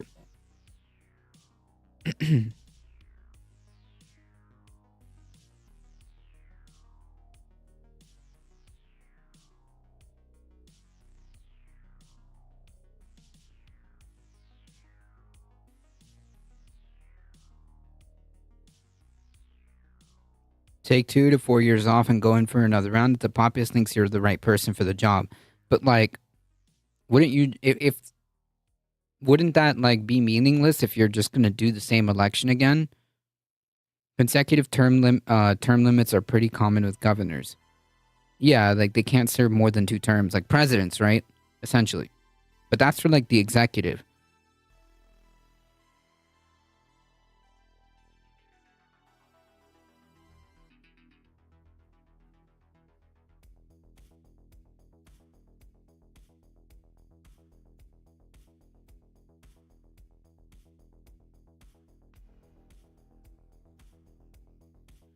All right, we have a small update on this case that is making its way in the federal judiciary.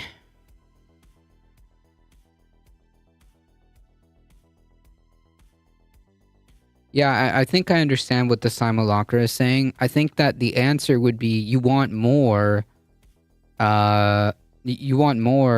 AOC squad members, Bernie, Kratz, progressive people. You want more of those people running and winning, instead of going about like the way, instead of saying that we should have term limits, which doesn't really address the problem, which I believe the simulacra is correct. The problem is the lawmakers. The problem is Mitch McConnell. The problem is people like Pelosi and whatnot. Not the fact that there are term limits or not, right? So the answer would be we want more people winning elections. We want more people running as progressives, more people running to the left of these people. I don't want arbitrary rules overruling the will of the voters. Yeah, that's a fair point. The problem is capitalism, to be honest. Yes, that is a big problem.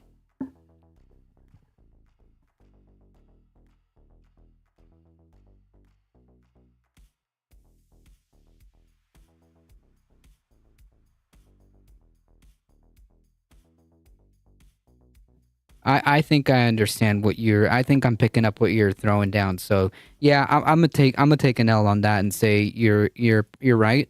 I think term limits with the ability to run again after a spell could hinder the current entrenchment. But like the current entrenchment isn't a problem of whether or not there's term limits, right? The individual like lawmakers, the people in power are the ones that are the problem. Because like we could have better candidates. If the Democratic Party really wanted to do shit, They could run better candidates. They could focus on winning elections in certain key areas or whatever. Term limits is besides that point.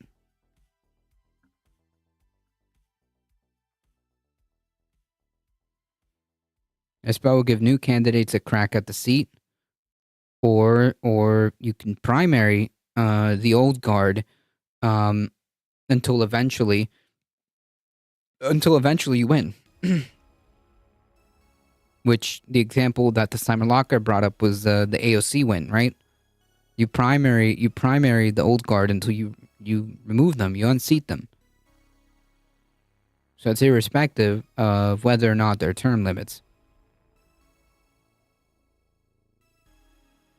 When there isn't an incumbent, the candidate with the most money almost always wins. True.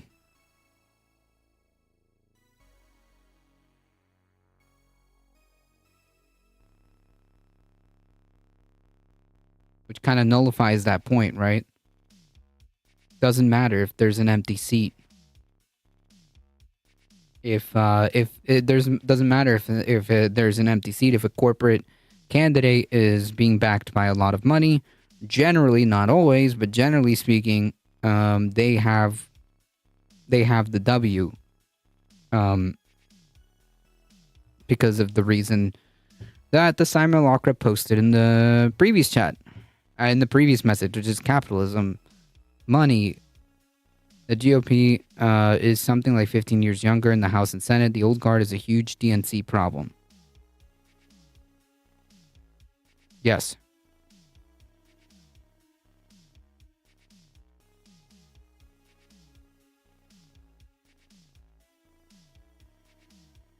Especially in Dem leadership, yep. And that's irrespective of whether or not there be term limits, right? So I think I understand.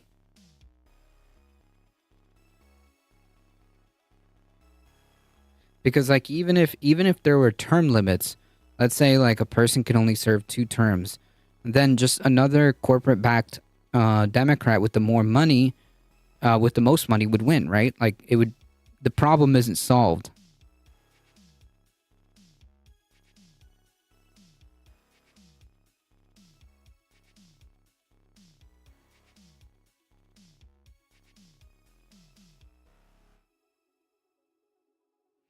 I just checked. My representative is 68 years old. Jeez.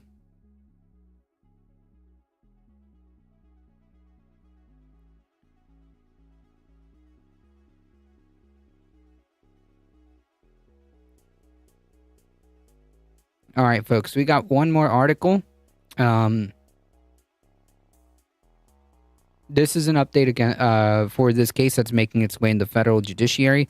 Federal judges agreed to abortion pill restrictions, but the drug remains legal for now. Pay attention, folks. This is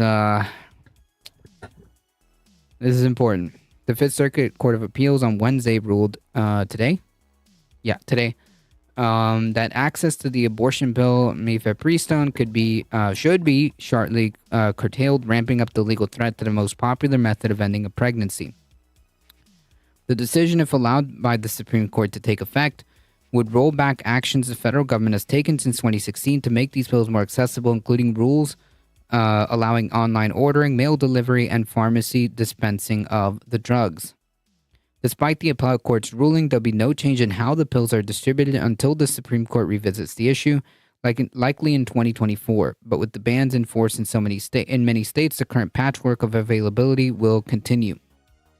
Judge James O., appointed by former President Trump, wanted to go further and strip the FDA approval of the drugs, but he was overruled by his 2 colleagues. They said it's too late for anti-abortion groups to challenge the original approval, given that the agency declared the drugs safe and effective more than 2 decades ago.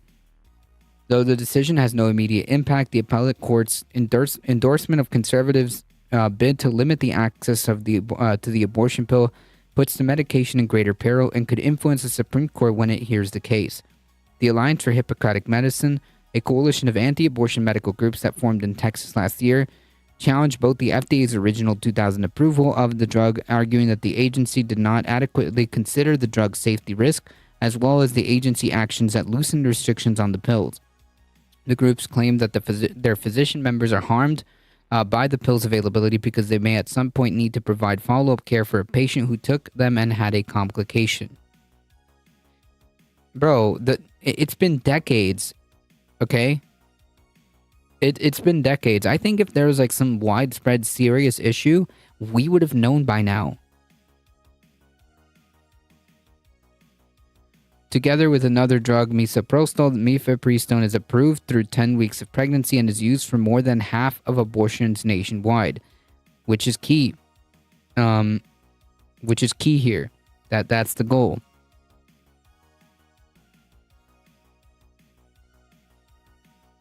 And like here, you can tell that like this faux attempt at like, at like, oh well, you know, we don't want to ban all abortions. We just want to ban like late-term abortions because, you know, the radical Dems are trying to kill babies past 9 months, like whatever. But the reality is they want to control every aspect of it from beginning to end because it's about control. They don't even want you to have the ability to take 2 pills to end a pregnancy within the first few weeks of the pregnancy. They'll just throw anything at the wall and call it standing. True, and unfortunately, the Supreme Court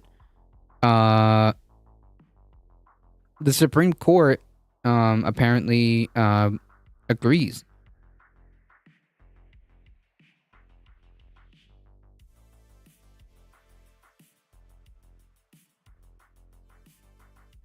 As they've shown that they're willing to take cases based on mythical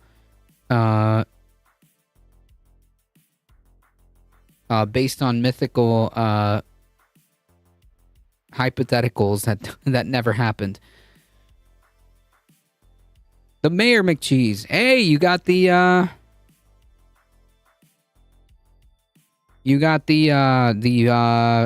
purple badge.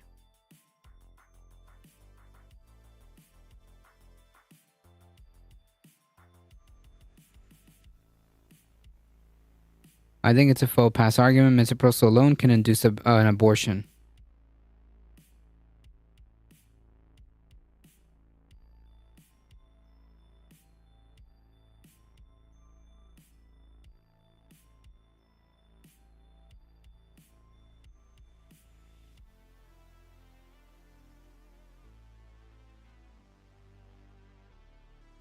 I did not know that.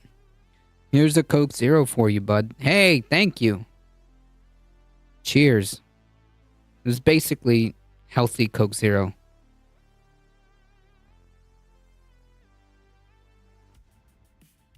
The Biden administration and the so again, this is a non-argument because you would have to ban both of them, right? What is that? It's a zero sugar, zero whatever.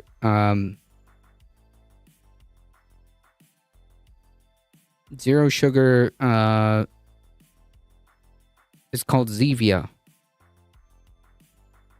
Tastes like cola.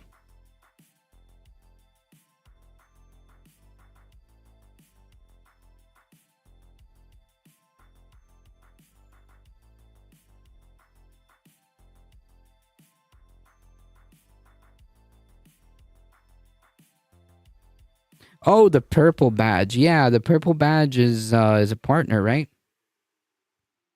Congratulations.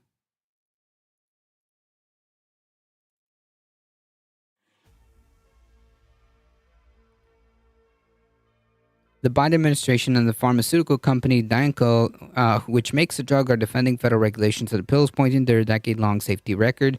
They and other companies have warned that a win for the challengers could inspire copycat lawsuits targeting other drugs such as COVID vaccines and contraception, which, by the way, would be absolutely targeted. If you think that they're just gonna stop at that drug mifepristone, no, they're gonna target contraception. And given Matt Walsh's fucking like statements, yeah, argued that treating rare complications is part of a doctor's job, not an infringement on their religious rights. Like, honestly, if your religious beliefs interfere at any given point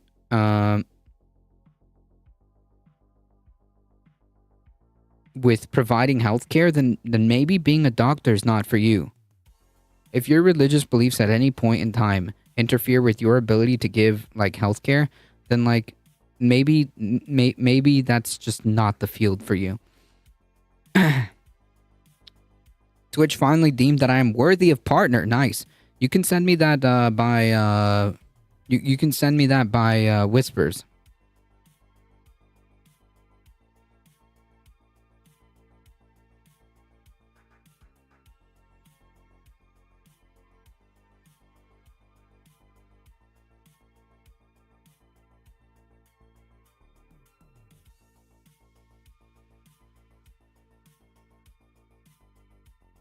Oh, okay. All right, that works too. The TLDR is much simpler. When you block or ban someone, they'll no longer be able to view your stream. Nice. Wait, but I like my hate viewers. Come on. They gotta add to the view count at least. Jesus. I can't even farm my my trolls for views anymore. No. No safe space for chuds. True, but they can help the leftist cause by pumping up numbers and engagement. Okay?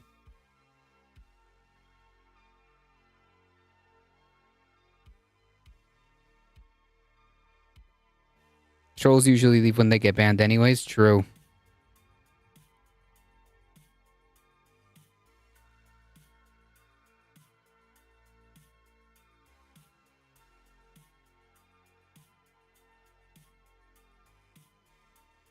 Stalkers, on the other hand, yeah, that's when you really want to make sure that they can't interact at all. You can ban them from your stream and then block them.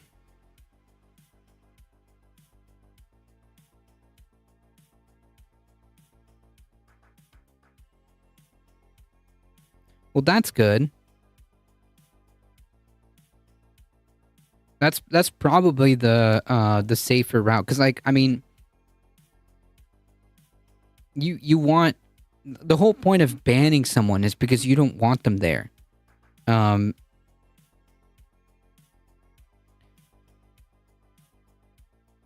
whole point of banning someone is because you don't want them there, period, full stop. I know some days are better than others. Keep going and pushing. Oh, I'm just doing my thing. I'm comfortable.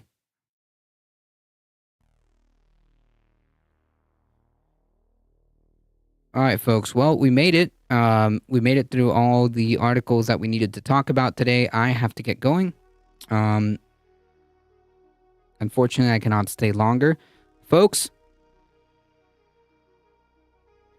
if you guys enjoy the content, make sure you hit the follow button on your way out. Also, make sure that you head on over to the YouTubes and hit the big red subscribe button. It really does help us out. I appreciate all of you guys hanging out in chat. Thank you, the Simulacra, the Mayor McCheese, Sharpie Diesel, PT Salty, Michael Hassler. Thank you for keeping it chill in the chat. Elba, Lynx, thank you for hanging out in the chat. I appreciate it. Echo Resto Dragon, Holy Lazy Duck, thank you. Heat, thank you for keeping the peace in the chat. Gata Naranja, thank you for hanging out. Zeoduke, thank you for hanging out. Think I got everybody. Did I get everybody? Alio, thank you for hanging out. Froggy, thank you for the follow and hanging out in the chat.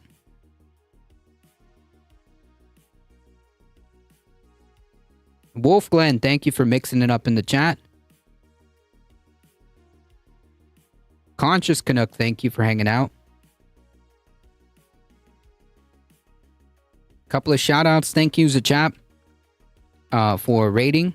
Thank you for bringing your wonderful community over.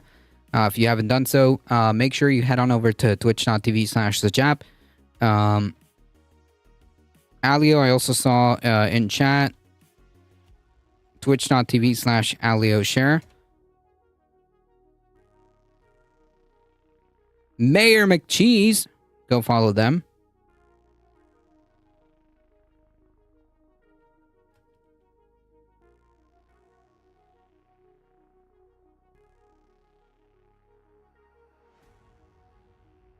I think I got everybody.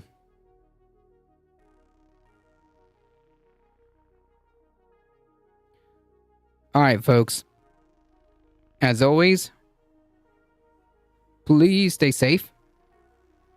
Please take care of each other. Vion, I hope to see you guys in the next one tomorrow, 5 p.m. Eastern Time. If any updates happen, I will post on the Discord or Bird app. So make sure you're hanging out on the Discord or the Bird app. Well, it's not the Bird app anymore, is it? X? God, that's so cringe. Alright, folks, as always, please stay safe. Please take care of each other. I love you all, and I hope to see you guys in the next one. See you.